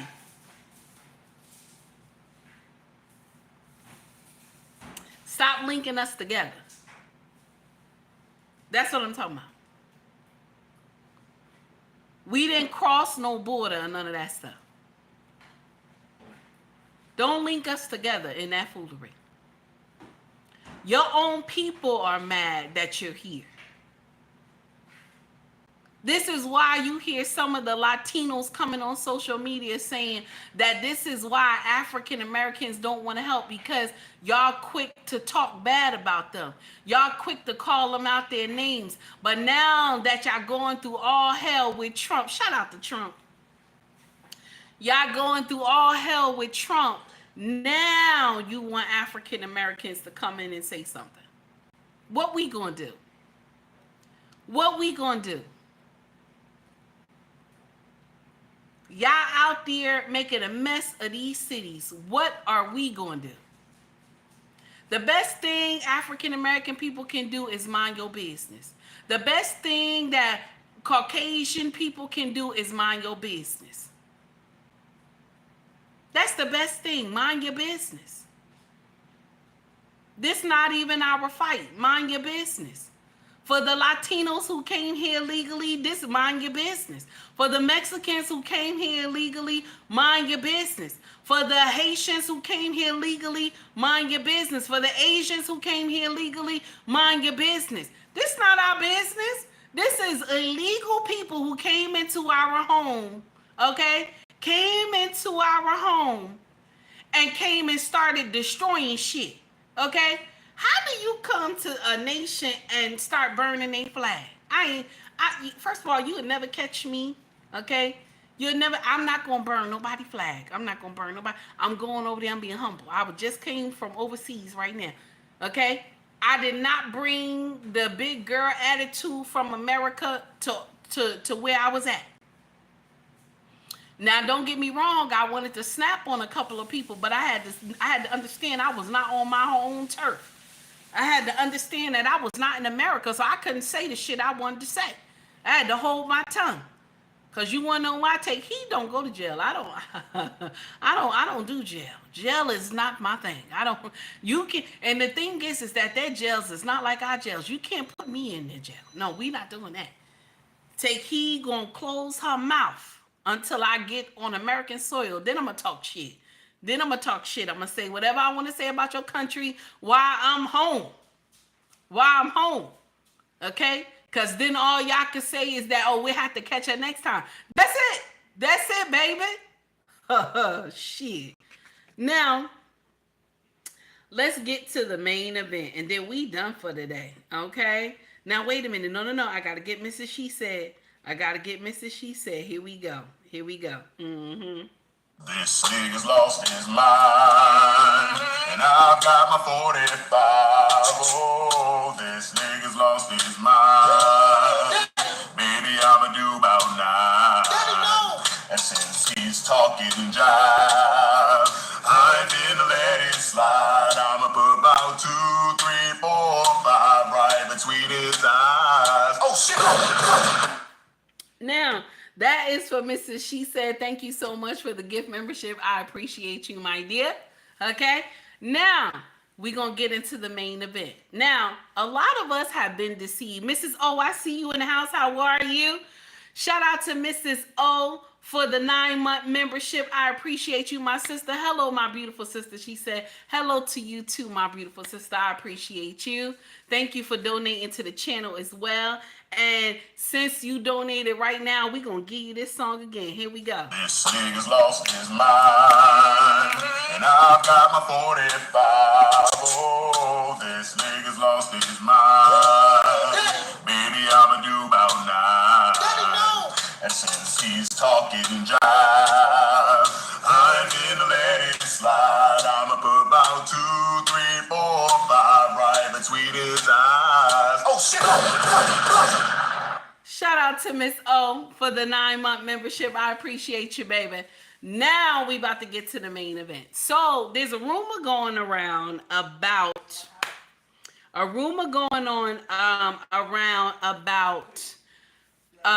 Tyler Perry, okay? And so Tyler has been doing stuff in the dark and now it's coming to the light. Allegedly.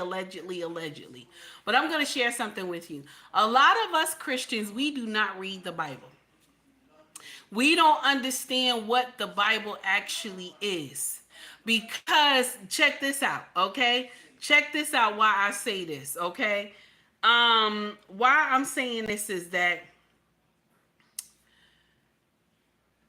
we allowed this man to come into the church. Because many times, y'all remember, Tyler Perry shows were done like in halls.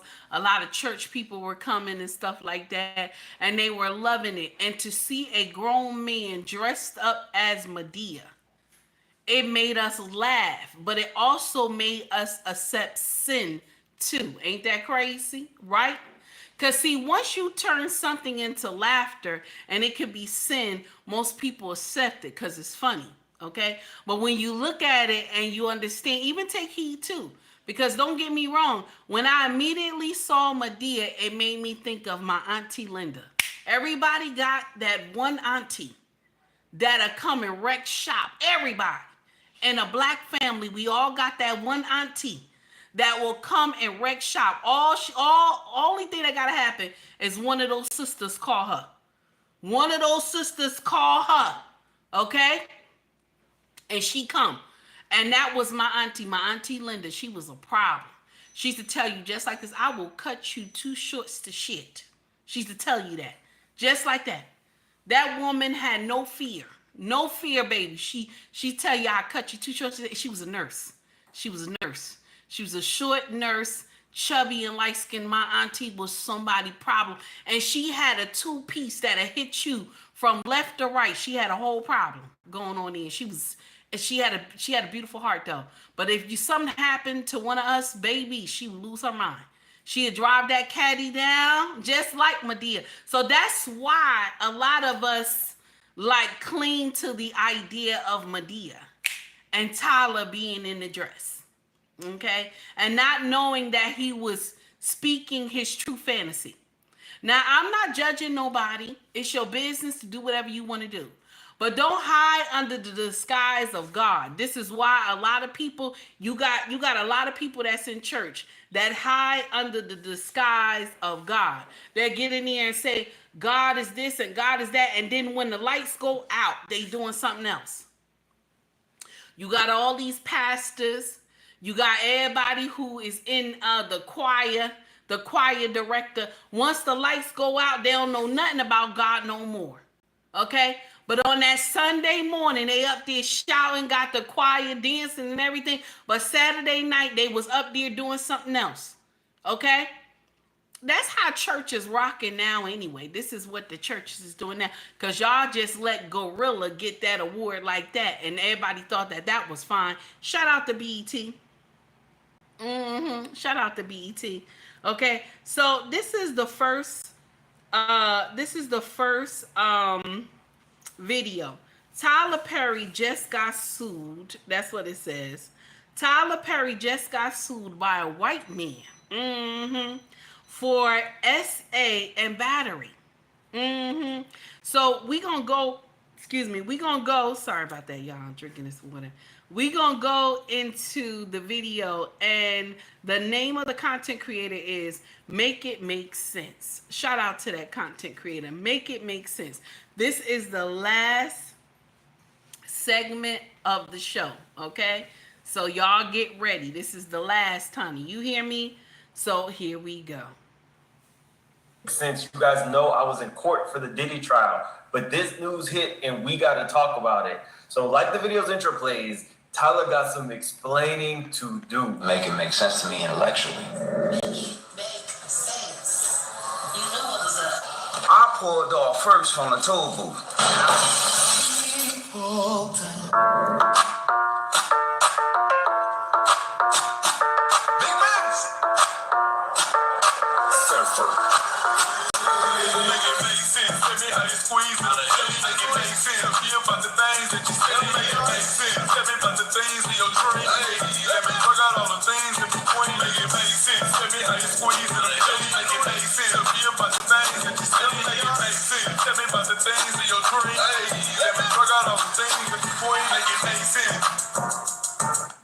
With me to go to my boyfriend's wife's wedding, and I know you're probably a little confused, but I'm gonna go ahead and say, yes, my boyfriend is dating my aunt, and I am disgusted. And honestly, I love them both so dearly. And like, just when he told me he was ready to marry her, I was so excited for them. Oh no, baby, what is you doing? I am really hoping that one day me and him can also get married, because like, I'm so tired, yeah, I would die. I'm so tired, I'm really tired. That just inspires me so much, and they're so cute together, but like, I love him more, and I feel like, I think he should have married me first. You better talk to him before I do, because I'm hurt her feelings. So that was the commercial. This brother got a whole and stuff with the commercial. Okay, so now he's coming in. Here we go. Here we go. Okay, y'all. Tyler Perry. You said Tasha K talked about it. I know she did. Say is getting sued for $260 million. $260 million. The first thing that anybody's gonna go to is the Christian keys of it all. So now we know who Christian Keys was talking about. Now when he said he wanted to out what happened with him and how someone he worked for had him to take off his clothes or something in front of him. Y'all remember now, okay? Let's continue. Well, y'all already knew who it was anyway, but it didn't come out. Okay, here we go.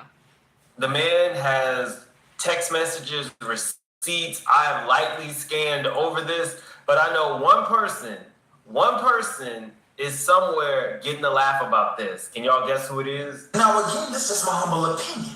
Oprah Winfrey, Tyler Perry, and Lee Daniels, my beautiful black queens, my sweet babies. Over a lie in a rumor, all I want, Shannon, is an apology from my black brother. I want you to look in your camera, and I want you to talk to Tyler Perry. Not only did he apologize on stage, that man...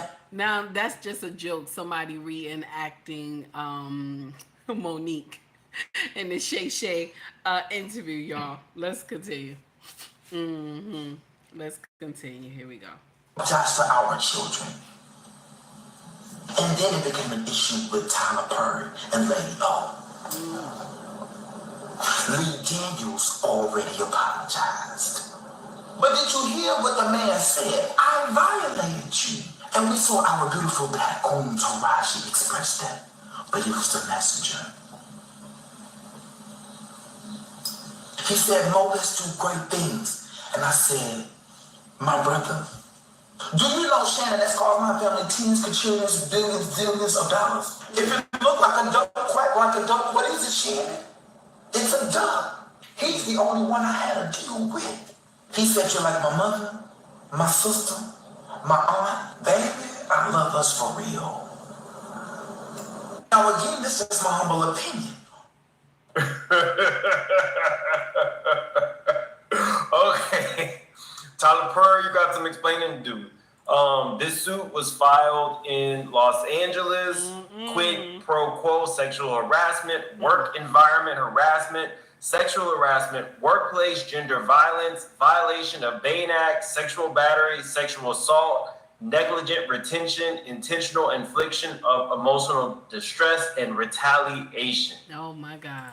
Guys, as you come in, I think so far I'm the only one on YouTube to actually cover this. So it's not exclusive, but definitely on YouTube, it's not out there yet. So like the video. If you're new to the channel, please subscribe. We go over everything. It says, plaintiff Derek Dixon files a complaint against defendant Tyler Perry, a.k.a. Emmett Perry Jr. Now, I didn't know his real name was Emmett. Where did Tyler come from? Oh, wow.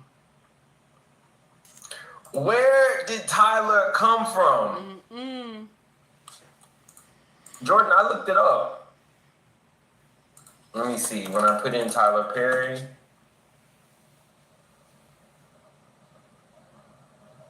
No, it's not all over YouTube. Now I see like 2 other people reporting on it. 3. It's not all over. But shout out to all those people reporting on it. Okay. The following complaint is pled on information and belief. This case arises from a sustained pattern of workplace sexual assault, harassment, and retaliation perpetuated by Tyler Perry, a powerful media mogul, against plaintiff Derek Dixon, a professional actor and screenwriter. Mr. Perry is an American actor, filmmaker, and playwright who has built one of the most successful careers in the film and television industry.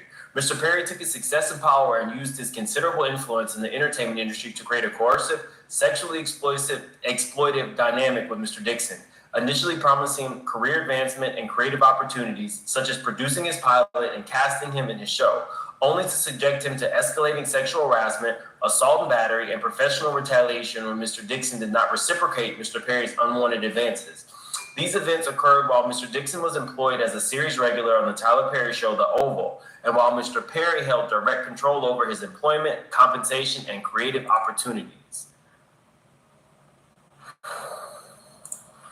Tyler Perry rose against all odds to become one of the most powerful figures in the entertainment industry. His success story, once a symbol of perseverance and self-made achievement, has now become a cautionary tale of how unchecked power, wealth, and influence can corrupt those who attain it. Among other contracts, Perry received a lucrative multi-year partnership with the Oprah Winfrey Network, and his net worth tops $1.36 billion. Tyler Perry's rise to fame and fortune elevated him from a powerless virgin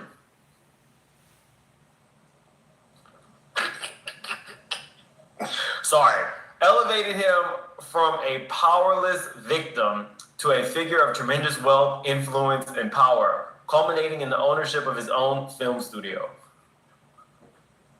Guys, so sorry. Yes, liking the video and sharing it definitely helps the channel. If you're new to the channel, please subscribe. Tyler Perry has been using his power and influence to wherever the road takes you. Long story short, Tyler Perry just been using his power to dominate, okay? And he's been using it to dominate men, okay? Because that's his preference, allegedly, okay? I don't want to get sued. I ain't got no money, okay? But that's what's going on here. Let's continue. Let's go back. Subscribe. Tyler Perry has been using his power and influence to molest, abuse, and sexually assault impressionable and vulnerable employees and actors who look to him for guidance and mentorship while pursuing their dreams. Now, here's the thing. This line item right here, are you saying you know of other people that maybe he has assaulted? Now, do you know you don't see Christian on his movies anymore? Y'all know that, right? Like, probably after Christian shut him down, you don't see him on his movies no more. You remember before, he was always in his plays and stuff like that, right? So finally, when he made the advance probably at him, this could be alleged, but when he made the advance at him, he was like, nah. One thing that touched my heart, I remember when, what's his name? I forgot his name. What's his name? He played in a movie, Hustle and Flow. I forgot his name. And he also played in Best Man. And he sat up there, they did an interview with him. What's his name? Oh my God. Terrence Howard.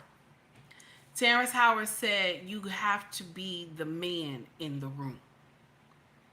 He said, because you will get, thank you so much, you will get, okay, you will get people that will try you, but you got to understand you have to be the man in the room. So Christian said, no, I'm the man in the room. You understand? Do you know how many men in Hollywood have to fight to say they are the man in the room? And the ones who fight to say that they are the man in the room, those are the ones that get the least movies. Don't be mad. This is the truth. Don't be mad. Pretty fair person, unless you actually know he's done this to somebody else. That line is, unless you know, that's problematic. Just like Harvey Weinstein, Bill Cosby, R. Kelly, Sean P. Diddy Combs, Kevin Spacey, Roger Ailes, and many others in the industry, Mr. Perry's success has led him to believe that money and influence can get him whatever he wants. That belief slowly transformed into the false idea that Mr. Perry can get whomever he wants. There are things in life that money cannot buy. Mr. Perry sought the one thing his wealth and influence could not purchase, a sexual relationship with a man who would remain silent. Perry told Mr. Dixon that his ideal relationship would involve a male sexual partner who he could provide for and who would be loyal but emotionally detached. Perry told Dixon, whoever ends up with me is going to be a happy mother. In essence, Mr. Perry desired a one-sided, coercive dynamic with a subordinate, an arrangement devoid of mutual consent or emotional reciprocity. Thus began Perry's calculated pursuit of Mr. Dixon. I need some water. This was not Mr. Perry's first instance of sexual exploitation. He has demonstrated a troubling pattern of exploiting vulnerable male actors and employees, leveraging his industry power to create a cycle of hope and dependency. First, he offers aspiring actors the prospect of career-defining opportunities, roles that promise visibility and advancement. Then, once they are in his professional orbit, he uses the weight of his influence to ensnare them, positioning their success as contingent on meeting his demands in a quid pro quo sexual compromise. This pattern of behavior reveals a calculated use of professional power for sexual leverage. I've been on the phone talking to attorneys, talking to I was supposed to be talking to a publicist. I got lost on the train today. It's been a lot. But okay, so I don't like a pattern of doing this would suggest that maybe there are more people coming out. What do y'all think? Because I don't. It could be more people coming out, but then it depends if these people want someone to know that they had done something. Do you understand? It depends on if the people who coming out want to be known as being a bottom. You know what I'm saying?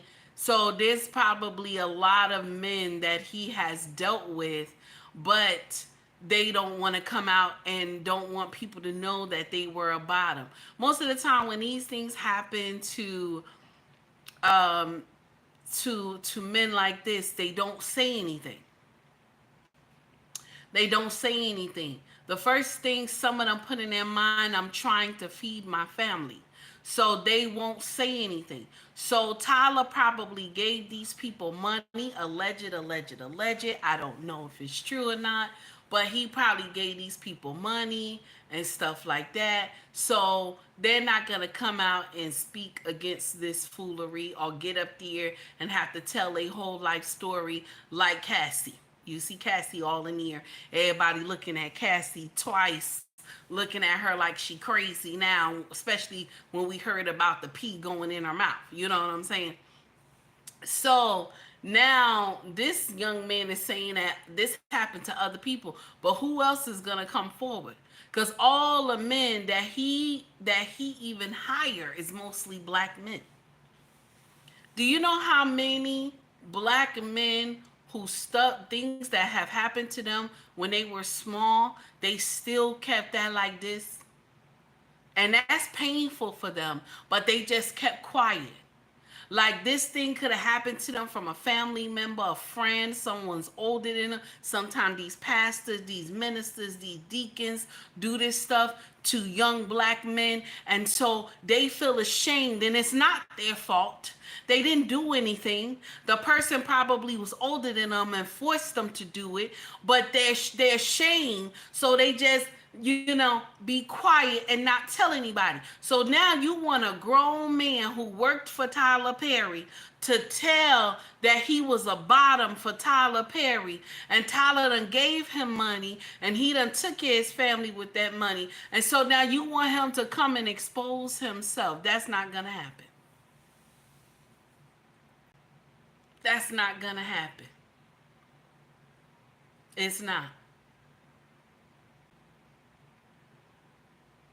Now, for Tyler to be pushing up on this man and the way they was doing texting and everything like that, that mean this man probably was leading Tyler on and probably let him on like he was interested in sleeping with Tyler. Okay? If this man was working with him all these years like he claimed or whatever, he was doing business with him or whatever, you won't tell me you wasn't a bottom. You won't tell me that this was not consensual. I'm just saying, the conversations that y'all had through the text say something else. Anyway, alleged. Let's continue. An attorney speaking for other people unless they have other people that will be coming out. Just my opinion. Using his influence, Mr. Perry provided vulnerable men with acting positions, roles, show contracts, cars, and money. Once the object of his desire was hooked, Tyler Perry would then put them in fear of losing it all unless they engaged in Mr. Perry's perverted desire for sexual gratification. Mr. Perry would easily kill off a character in a show of an actor who failed to indulge Perry's sexual fantasies. Y'all think he was wearing the Medea wig? You just never really know. People be into all kinds of stuff. everybody sees Tyler as Medea, but he might be. Just you lay it low and spread it wide. You don't care who it is.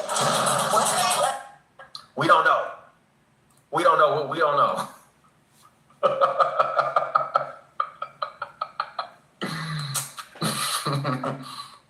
These are all alleged. This is all alleged. And the thing is, why everybody is so shocked about this thing is because this man hid it under the disguise of being a Christian black man. Instead of you just coming out and saying your truth, you like men. Okay? You do what you do. I'm not here to judge anybody, but it's better that you just came out and said you like men instead of you sitting up here having us to believe that you just as holier than thou type of man. But you're not the only one that has done stuff like that. You're not. There are so many people in the industry in Hollywood that has done the same thing. So I'm not just saying only you. But I'm letting you know you still probably would have been accepted by the black community because that's what we do. We accept everything and don't correct nothing. This is why our community is the way that it is. Anyway, let's continue. Hey, you never really know. Powerful people, you would be surprised the amount of powerful people who want to be dominated. Let's talk about BetterHelp. And here we go. A commercial. Sorry, y'all. That's for therapy. Here we go. Let's go to the next one. Just saying, you never know. 1.36 billion. Okay, let's in one such exchange, Perry stated that he could fix things because the actors of a show he was filming should all be scared because they were all shot at, and we don't know who lives. Meaning that Tyler Perry was going to use this as a tool to gain compliance with his desires. The message says, but I swear to you, I know how to fix this shit. I love killing an MFer in a show that no one expects. You could be sipping Mai Tais, counting coconuts right now. They respond, think about that last episode. They're all shot. We don't know who lives. Exactly. I'm scared. They should be too. Nope, they're not. Last I checked, we all get the same bullets in us. Now, is this a reach? Or do you feel like this is me saying I could kill off your character? I don't know. I'm holding back judgments because I haven't read the whole lawsuit. Derek Dixon was Mr. Perry's sexual desire ever since they became acquainted. Dixon was working as part of the event staff for a party hosted by Mr. Perry when Mr. Perry noticed him. Perry immediately offered Dixon the chance to audition for a part in one of his TV productions. Dixon agreed and was on the set with Perry behind the camera for weeks in close quarters. During the time they were filming, Perry would send flirtatious text messages to Dixon. For example, in one message, Perry stated that he was jealous when he saw Dixon going on a walk with another man named Brad. Say what now? This is too much. All right now. All right now. Okay. All right now. Said that Tyler was jealous of him going on a walk with a guy named Brad. Okay. Now this is all alleged. Let's continue. Here we go. This is too much. Okay, let's see. It says, why did that photo make me jealous? You two together. Haha, I don't know. It's just Brad, LOL. LOL. He just wanted to go for a quick walk to get his steps in, and now I'm walking to Chipotle by myself. Thick Derek, get that Chipotle.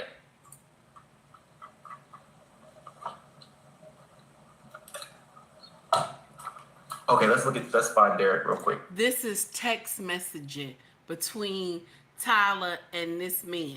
Okay, this other man. They texting each other. So that is what is in the lawsuit. He's showing text messages. Just like a woman, keep those receipts, just like a woman. Let's continue. Here we go. This is about to be the most famous Derek. What was his name? Derek Dixon? Let's see. Okay, so he's not a big actor. He only has 6,000 followers, and all of a sudden, Tyler Perry is giving you a job. And you're just an actor.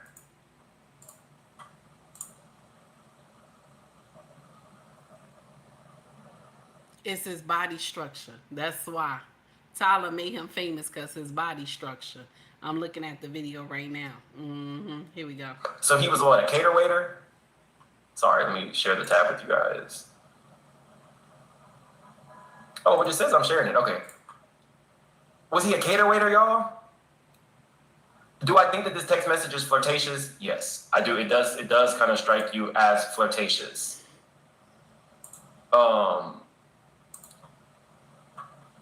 This is messy. This is way messier than I expected. He said it's way messier. Thick Derek, get that Chipotle. Crazy. In another text message, Perry stated to Dixon, "What is it going to take for you to have guiltless sex? Have y'all found that yet in therapy? You can have," I'm not sure what that means, "you can have blank, have freedom from religious guilt and still believe in Christ." Plaintiff carefully navigated a friendly demeanor to prevent the loss of income and opportunity on the one hand, and on the other, see what I'm talking about? You see what I said? Under the disguise of Christianity. He's telling him you can have sex with a man and be a man and have like free judgment from religious belief. This is what a lot of Christians believe. Y'all don't believe that there's still a punishment. Like, oh, if I'm up here and I'm praying to Yahweh and I'm asking forgiveness in Yahshua's name, in Jesus' name, you're asking for forgiveness. So y'all believe that there's no punishment after that. This is the foolishness that we were taught, especially in the black community. Yahweh didn't say that I wasn't going to punish you. He said you must ask for forgiveness, but it didn't say that you're not going to be punished. Something has to come out of that. When you sow a seed must grow. Am I right? So if you're sowing sin, the sin will grow. So you're going to have to reap the harvest of the sin that you committed. If you going out there all willy-nilly and screwing everybody without protection, what's the consequences that you get? Unprotected sex, baby. Okay? You gonna get a disease you can't get rid of? Or you gonna get herpes that's all up in that area that got bumps and stuff and it smell bad. Either or, you gonna get something. Okay, so there's a consequence to everything. If you go around and you giving head to everybody, you ain't screwing them, and then all of a sudden you get all these bumps in your mouth, that's a consequence. This is the thing that the Christian community don't have you to understand. If you get out there and you have a husband and you treat your husband like trash and you disrespect your husband, and then one day he say, you know what, I'm tired, and he get up and he leave, okay, that's a consequence. Now now you got to deal with everything on your own. Now you got to take care of those kids that wasn't his in the first place on your own. But you lied to him and told him those kids was his. But because you went behind his back and did some nonsense, so you went to Yahweh and said you asked for forgiveness in Yahshua's name. But the consequence still has to come. It still has to be revealed that those kids are not his. See, you can go to Yahweh all you want and ask for forgiveness in Yahshua's name. You can. There's nothing wrong with that. You can go and ask him for forgiveness. But this is the thing that we miss. Once you ask Yahweh for forgiveness in Yahshua's name, you're not supposed to go back to the sin. You're not supposed to do it no more. And that's the thing that we mess up. Because if you out there fornicating, you ain't married, you out there screwing this and that, you keep asking, every night you asking Yahweh for forgiveness, what are you doing? What are you doing? So now he's saying that, oh, you can do it and be free from guilt of a religion. Because nobody takes Christianity serious. I can go and do all these things, but then on Sunday I can be in church hooping and hollering and screaming and this and that and all that stuff. But the night before I was in some crack house doing nonsense with somebody. I was screwing like 10 people. I did a whole train on 10 people, this and that. 10 people did a train on me, whatever. But on Sunday morning, I'm in the church hooping and hollering.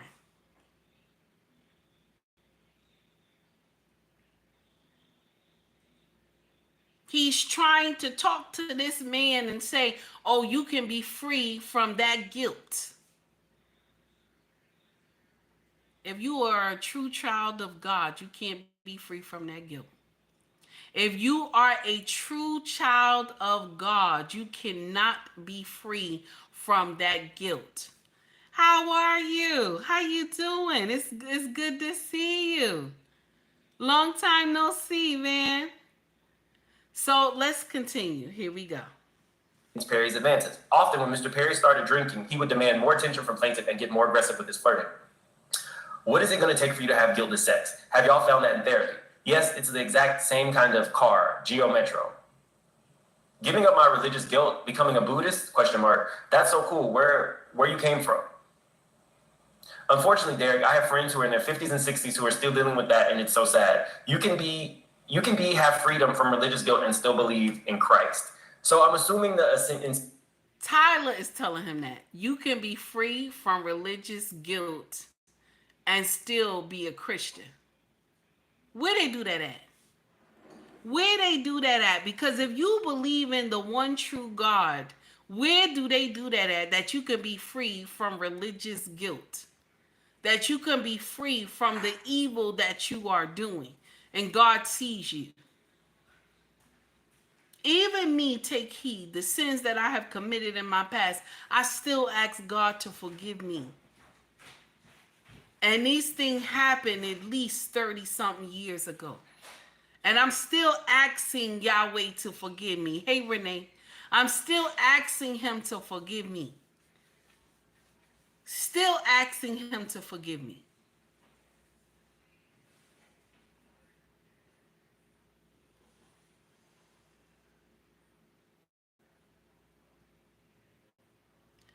So he's trying to talk to this man and tell him, oh, if you do it with me or whatever, alleged, it's nothing wrong if you lay down with a man. Let's continue. Here is guiltless gay sex and still have some relationship with Christ and be gay. What are y'all thinking about this text message? Does this feel like a red herring to y'all? Sorry, I'm not showing you guys the message. This text message is displayed on the screen. Do you feel, I'll read it again. What is it going to take for you to have guiltless sex? Have y'all found that in therapy yet? And then he moves to, yes, it's the exact same kind of car, Geo Metro. Derek says, giving up my religious guilt, becoming a Buddhist, ? That's so cool. Where you came from. So I'm guessing that's about Tyler fitting his big ass in a Geo Metro back in the day. Unfortunately, Derek, I have friends who are in their 50s and 60s who are still dealing with that, and it's so sad. You can have freedom from religious guilt and still believe in Christ. I don't know if that's like a red herring. That's not true. And yet he the same person who laid hands on Pastor T.D. Jakes. Y'all remember when he gave him that $1 million? Same man who was up there laying hands on T.D. Jakes, talking about Yahweh told him to do it. And he laying hands on T.D. Jakes. Mind you, the night before, you don't know what he was doing, but he was up there on that pulpit shouting to Yahweh.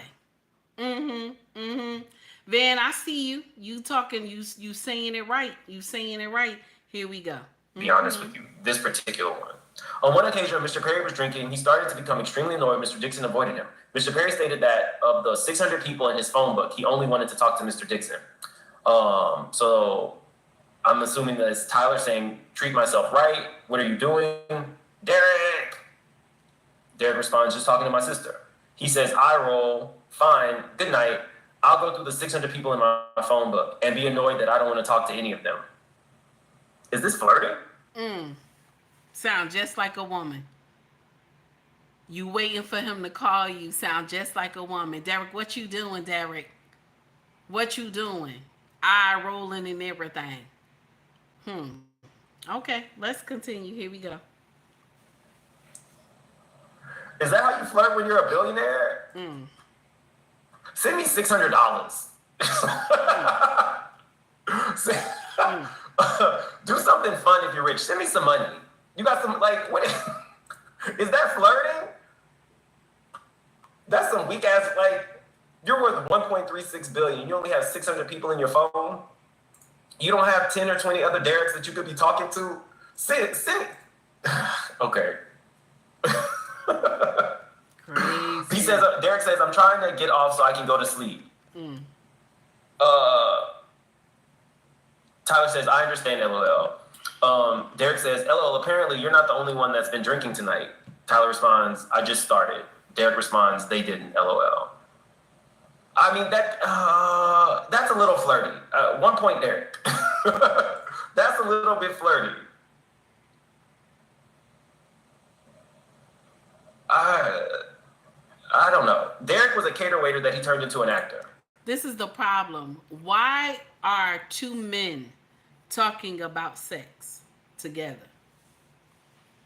Now, men can talk about sex, but it'll be because I'm telling you that now this is just me allegedly.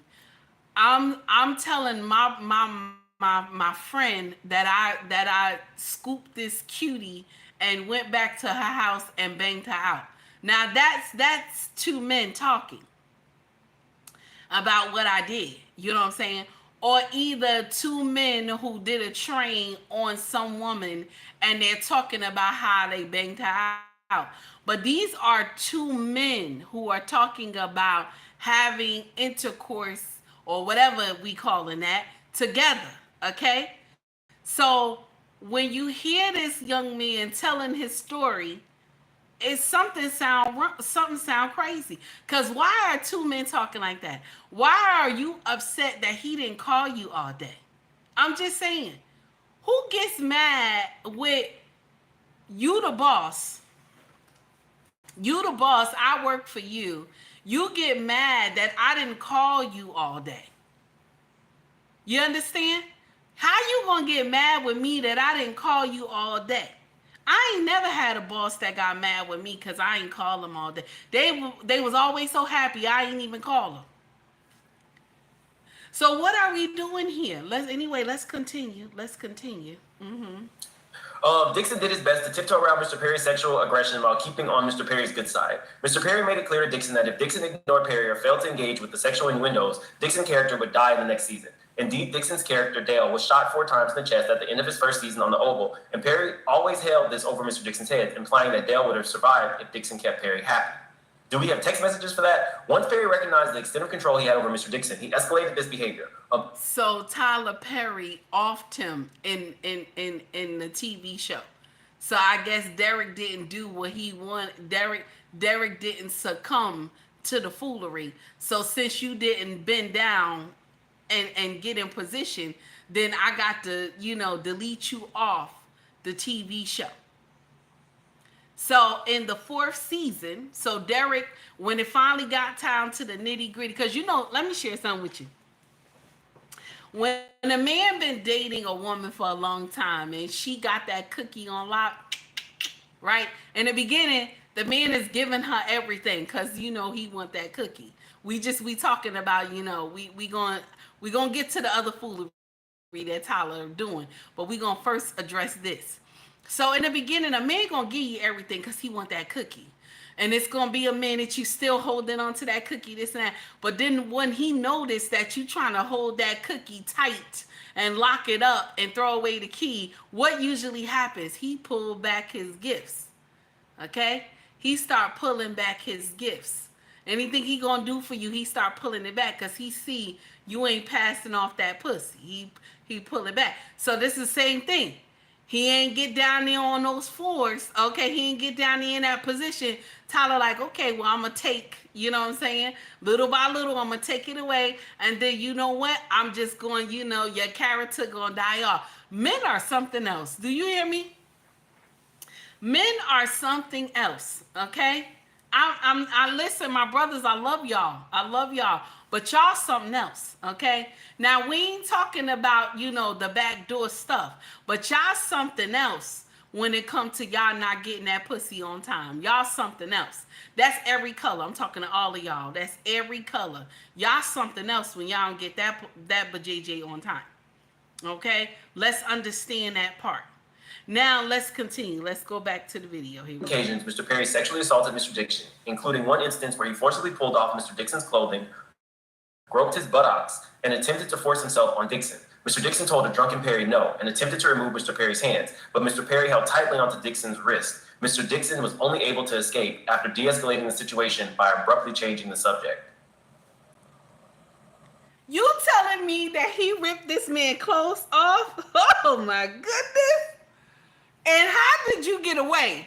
Because Tyler is a big guy. How did you get away? Ain't no way. How did you get away? Walker said, don't blame us. Y'all know what it is.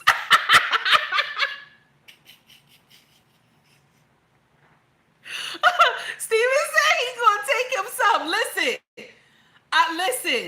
I'm going to share something with you. Now, my sisters, we just going to say this real quick. We're not talking about Tyler right now. But when y'all brothers get in your mind, the ones that's married, when y'all brothers get in your mind that the JJ is on your mind, like you cannot knock it out, okay? The wife is in trouble. The wife is in trouble. Like you could be minding your business downstairs cleaning something, and then all of a sudden he tell you, can you bring me some lemonade from the refrigerator? So now all of a sudden you bring the lemonade up, right? You get into the room. You don't see him laying on the bed. He behind the door. He slammed the door and locked the door. Okay?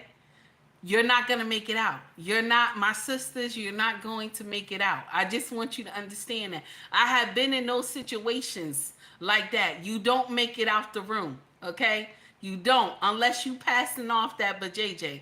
Then he lets you out the room. But other than that, so kudos to Derek for de-escalation. Kudos to Derek, okay? Yes, kudos to Derek, because Big Tyler Perry, that's a problem. That man looked like a whole, oh no, It looked like he throwing blows and stuff. I can't, okay? Renee, I hope I greeted you, baby. How you doing? I can't. I'm scared. Now let's continue. Here we go. On multiple occasions, Mr. Perry sexually assaulted Mr. Dixon, including one instance where he forcibly pulled off Mr. Dixon's clothing, groped his buttocks, and attempted to force himself on Dixon. Mr. Dixon told a drunken Perry no and attempted to remove Mr. Perry's hands, but Mr. Perry held tightly onto Dixon's wrists. Mr. Dixon was only able to escape after de-escalating the situation by abruptly changing the subject. Oh my God.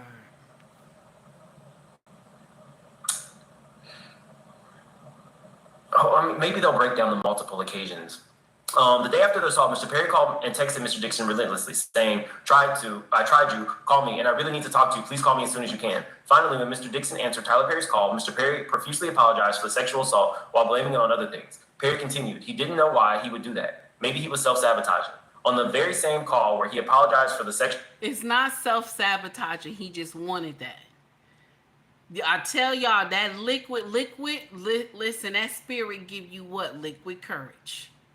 That spirit give you liquid courage. Do you understand? He was drinking. This is what he wants. He wants Derek. So he was ready to take it by force. And if Derek didn't de-escalate the situation, that thing would have been left. And it would have went left. And all you would have heard was, and I know I'm wrong for doing this, but all you would have heard if that de-escalation didn't work, all you would have heard was this.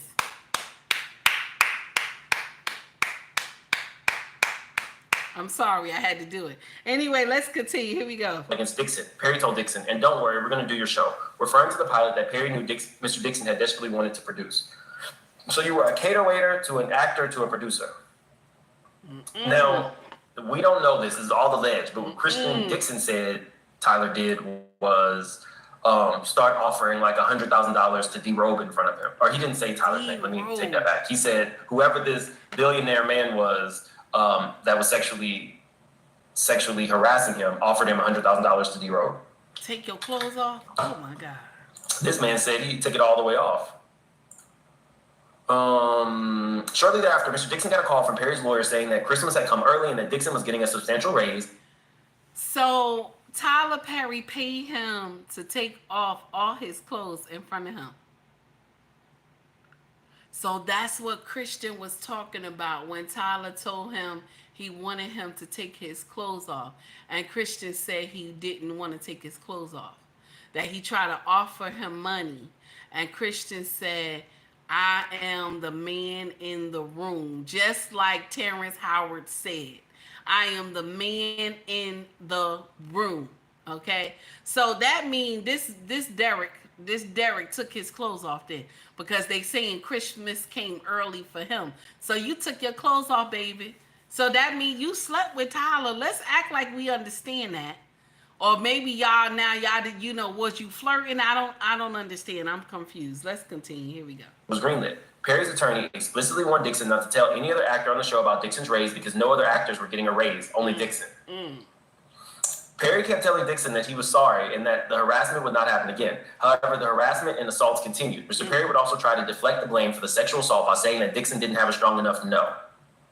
Perry told Dixon that you have to be able to say no to proper. So when you say no, it has to be a certain no. So you have to have a certain no. When you say no, it has to have a certain no. Authority behind the no. Okay? Tyler said you have to have authority behind the no. Okay? It can't be no.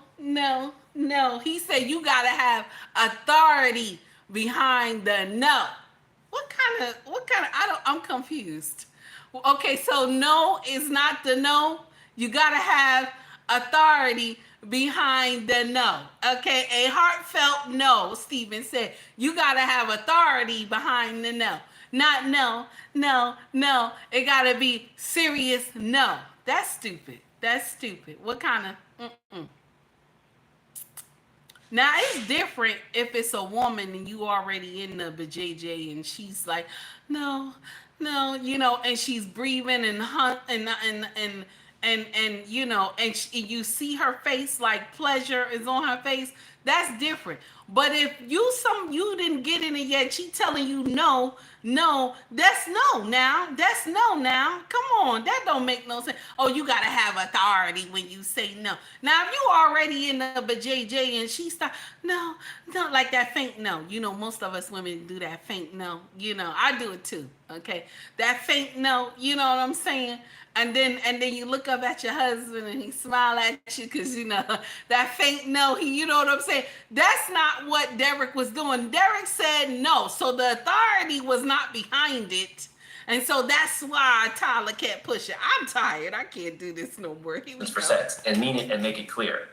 Dixon did not know how to answer without facing retaliation, cancellation of his production contract, or perhaps being killed off the show. Goodness. So instead, Dixon made a joke out of the situation, saying that I only say yes to sex if it gets me an Oscar. Oh. Well, we know you won't get that from a Tyler Perry production. Oh my God. You might get on Medea Goes to Mars. I don't know. In response, Tyler Perry stated the only one you could have gotten that Oscar for you through sex is in prison. So just stick. Now let me stop because Renee put something in here and I want us to be clear, okay? I said wife. So let's not, you know what I'm saying? Wife, I say. You know what I'm saying? I don't want nobody to be like, he said this. So let me repeat what Renee said. You may want to stop unless it's your wife and she means yes. Because some women who are married, we do say no, but it's a faint no. Because while you grabbing his shoulders, you know what I'm saying? While he got you lipped up, you grabbing onto him, and it's a faint no, like that fake no, okay, when you marry, okay? But anybody else is no. If your wife say no, that mean no too, though. It's not supposed to mean no, but that means no too. Let's just be clear, okay? Yes, let's leave it like that. No means no, okay? So it doesn't mean that, he's supposed to have a strong no. If he said no, that means no. Okay. Anyway, let's continue. Let's make that clear because I don't want nobody to say take he said. I don't want nobody to say that. Let's continue. Here we go. But no, unless you are really into him. Emphasis added. In response, Tyler stated, the only one who could have gotten that Oscar for you through sex is in prison. Oh, he's talking about Weinstein. He's talking about Weinstein. Weinstein could have gotten him an Oscar. Oh. Unless you are really into him, emphasis added. Now, we never heard of a man coming forward about Weinstein. Perry reveals through these text messages that the no he was referring to was Dixon's no to sex in exchange for promotion in the industry, classically known as a quid pro quo sexual harassment. Perry sent this message to Dixon because that is exactly what Tyler Perry was doing. At some point, Dixon left Atlanta and moved to Santa Monica to create distance from Tyler Perry. However, even at long distances, Mr. Perry continued to sexually harass Mr. Dixon. So it says, nice. Santa Monica's nice. I'm glad you're going out there. How is your no? Is it stronger? You got to have a strong no. Yes, it's strong. My mom literally thinks I'm going to sell my soul to the Illuminati. She heard Kanye say that it's real. Not his mama is listening to Kanye. That's Derek mama. Not his mama is listening to Kanye. I can't.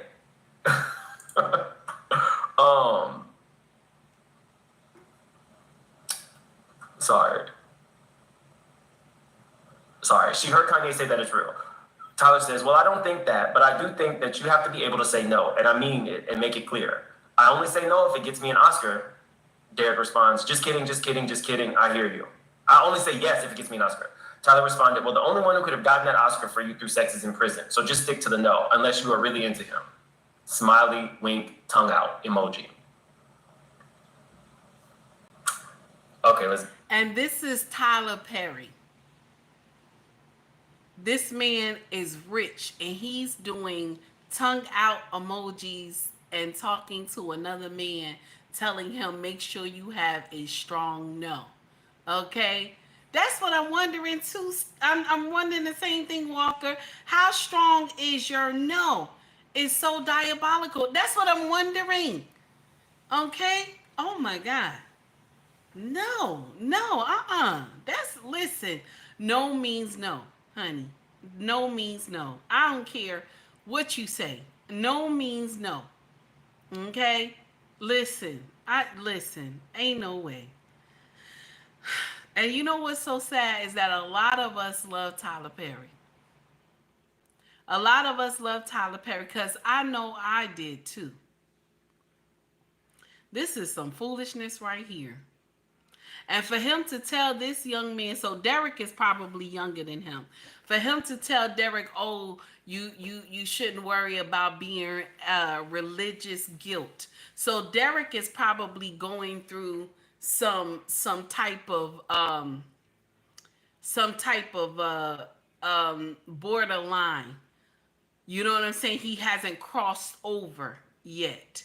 And so he's trying to figure himself out. And here you go. You got Tyler telling him, oh, you shouldn't have that religious guilt. You can still be Christian and do whatever you want to do. That's not how it's supposed to be. That's not how it's supposed to be. Because Christianity will have you believe, some of these fake pastors and stuff will have you to believe that, oh, you can do sin on Saturday and still be in the church jumping around on Sunday. Here we go. Factual allegations. In or around September 2019, plaintiff worked for an event company called Legendary Events in Atlanta that was hired to organize Defendant Perry Studios' opening party, The Party.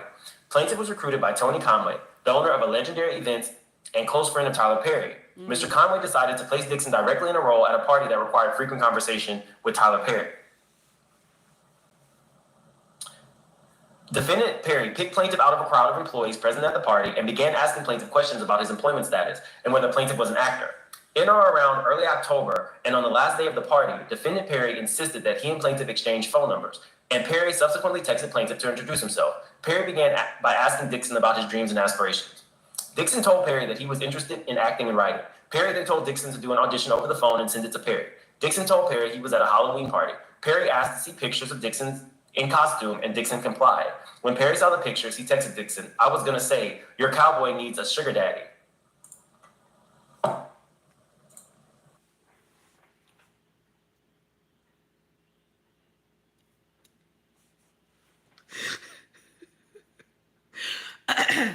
Did he just say your cowboy need a sugar daddy? Walker, did you hear that? Walker, did you hear that? He said your cowboy need a sugar daddy. Did you hear that? Renee, did you hear that? Oh my God. Let's continue. Here we go.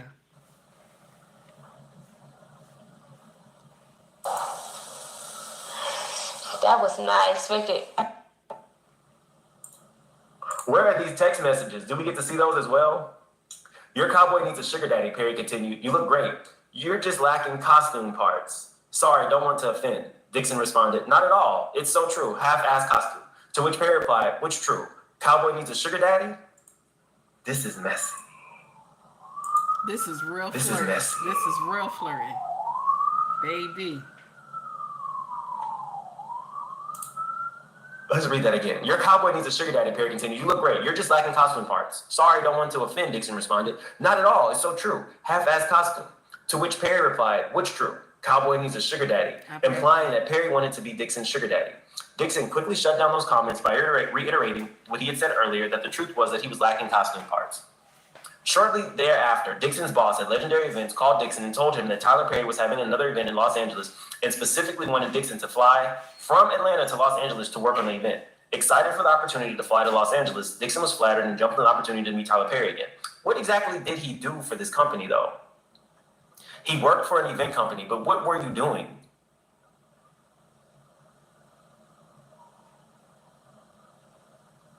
He just said he placed him in a role where, like, you were his personal butler. Were you the event coordinator on site? Like, what were you doing? I'm interested to know that. I say cater waiter, but I was just being stupid, you guys.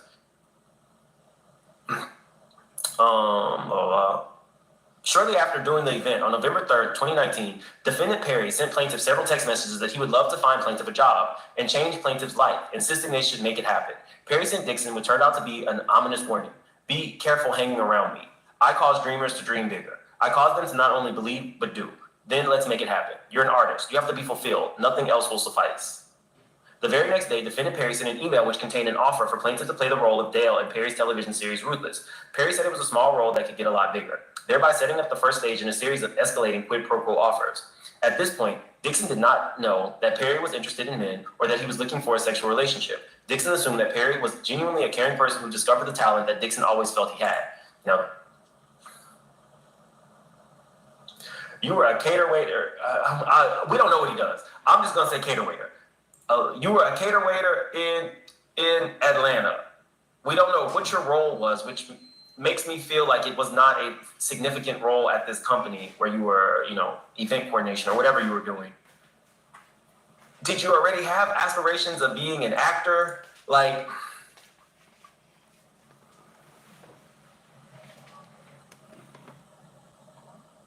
Dixon filmed his roles in Ruthless in mid-November and went back to his job as an event staff for Legendary Events. Approximately, or was it Cowboys and Angels? Sorry, Diddy, sorry. Crazy. I mean, the sugar daddy comments, you guys, that you were testing the waters. Clearly you were testing the waters to see how he would respond. Dixon filmed his roles in Ruthless in mid-November and went back to his job as an event staff for Legendary Events. Approximately 1 month later, Perry bought and gave Dixon a new car because he hated Dixon's Jeep. Dixon was surprised and elated. Dixon had no idea that he was being set up by Perry for extreme dependence. And You bought him a new car. I mean, even if somebody's a billionaire, they're telling me they're going to change my life. They're buying me a car. I had no aspirations for acting, but now I'm an actor.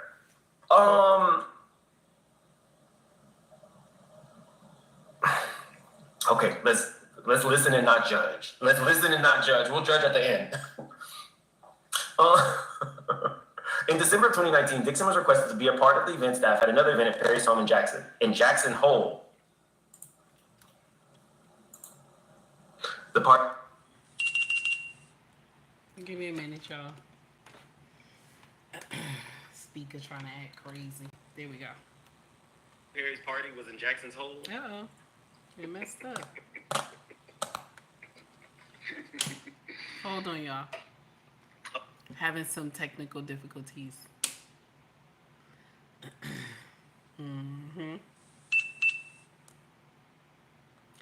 You know what's the crazy part? This is the crazy part. That this is the same man who preach about Yahweh. This is the same man who tell you that God can do miracles, and yet he's doing something that is an abomination to Yahweh. This is the same man that tells everybody to talk to God. Same man who gets in there and sing gospel songs in his plays. Same man. I knew something was strange when he started inviting TT. Do y'all remember? Now remember, I don't have no money. I ain't rich. I'm not trying to talk about nobody. But y'all remember that content creator that was TT. I think it was a boy, but he always dressed up as a girl, okay? And when he had invited him to come on to one of the plays, and I was like, wait a minute. Why? Because he has never done that before.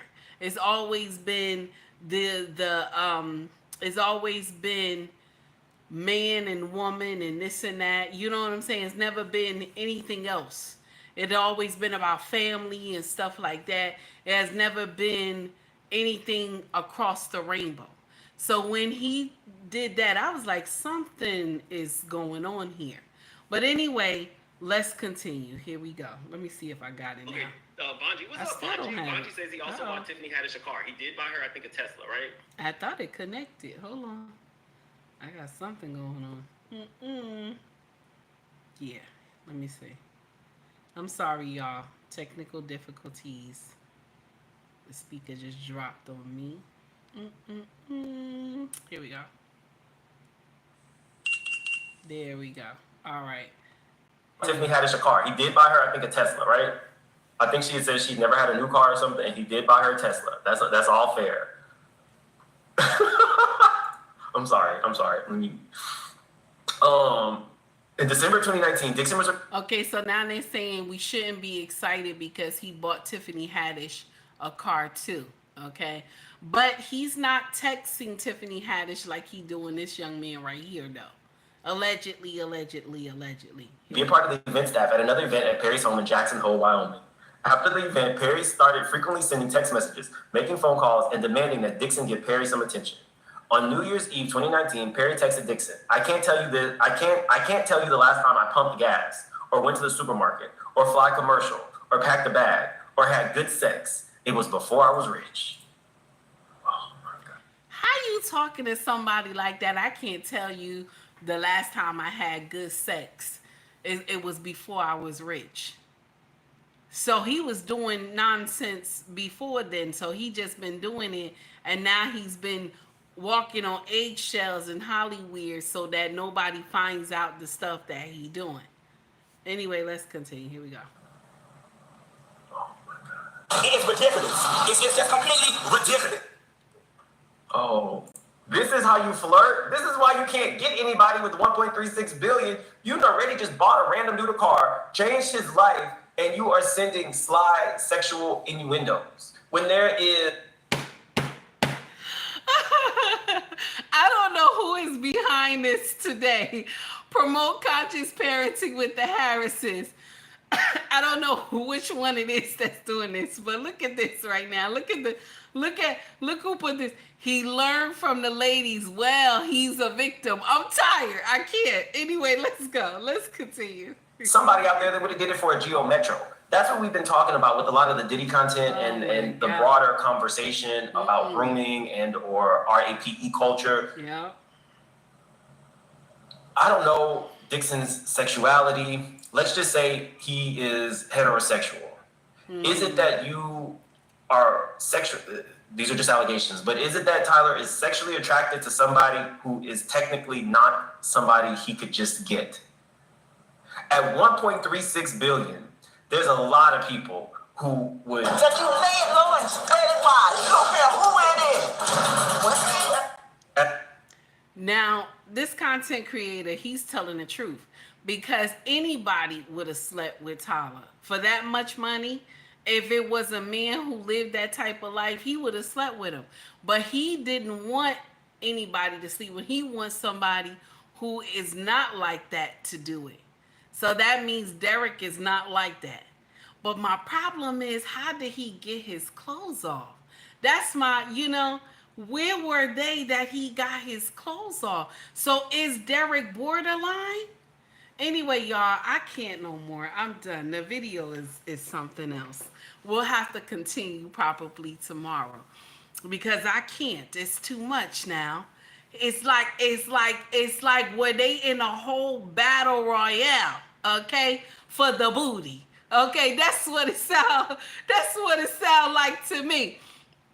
Was they in a battle royale for the booty? Okay, that's what I'm confused. Okay, so listen, no means no, damn it. Okay, no means no, and you can't have the booty. Okay, this is crazy.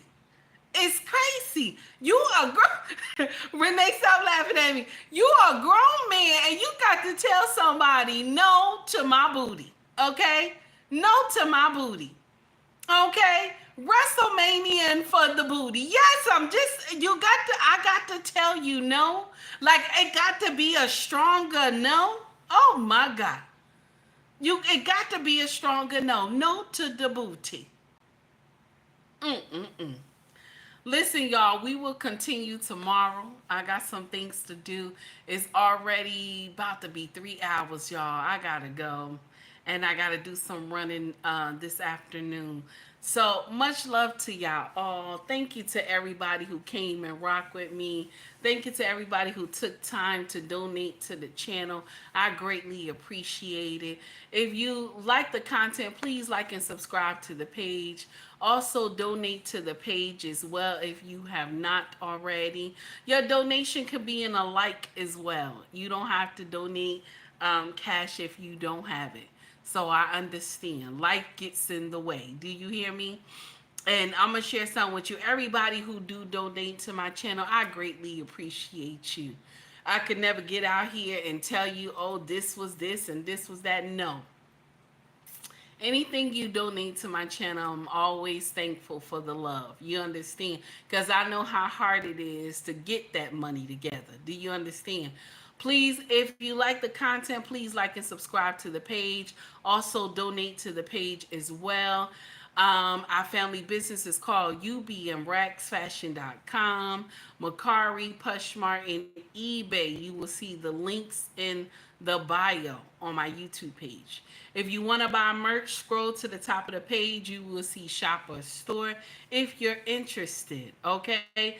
Hoodies, shirts, mugs, water bottles, all that good stuff. You can go check it out. It'll be me in a cartoon form, and in the back it'll say, take heed to the message, baby. Okay? Much love to you all. Thank you to everybody who came and rocked in and tuned with me today. Thank you. So the Booty Bandit case, we gonna have to continue tomorrow. That's what we'll start with tomorrow morning. Okay, y'all? Y'all take heed to the message, y'all. Be careful. Okay? Lock that booty down, my brothers. Okay? Lock that booty down. I'm talking to every color. Lock that booty down. Okay? Make sure you have a strong no. Okay? A strong no. Okay? That it sound like thunder. Okay? Make sure it's a strong no. Okay? The booty bandits is real. Okay? Now y'all understand what happens. Okay? Be careful out here, my brothers, okay? Because there's a lot of men who don't tell the horror that they've been through. It's a lot of them that don't tell. And people sit up there and they think it's funny. But it's not. You understand? A lot of men have been through hardship and heartache and pain. And they still think about that thing today. But for y'all who somebody just trying to do something to y'all, or you know you don't want to do it, baby, have a strong no, okay? Have a strong no and let them know there's no booty bandit here, okay? Much love to y'all all. Everybody have a wonderful day. Okay, everybody have a wonderful day. Y'all take heed to the message, everybody.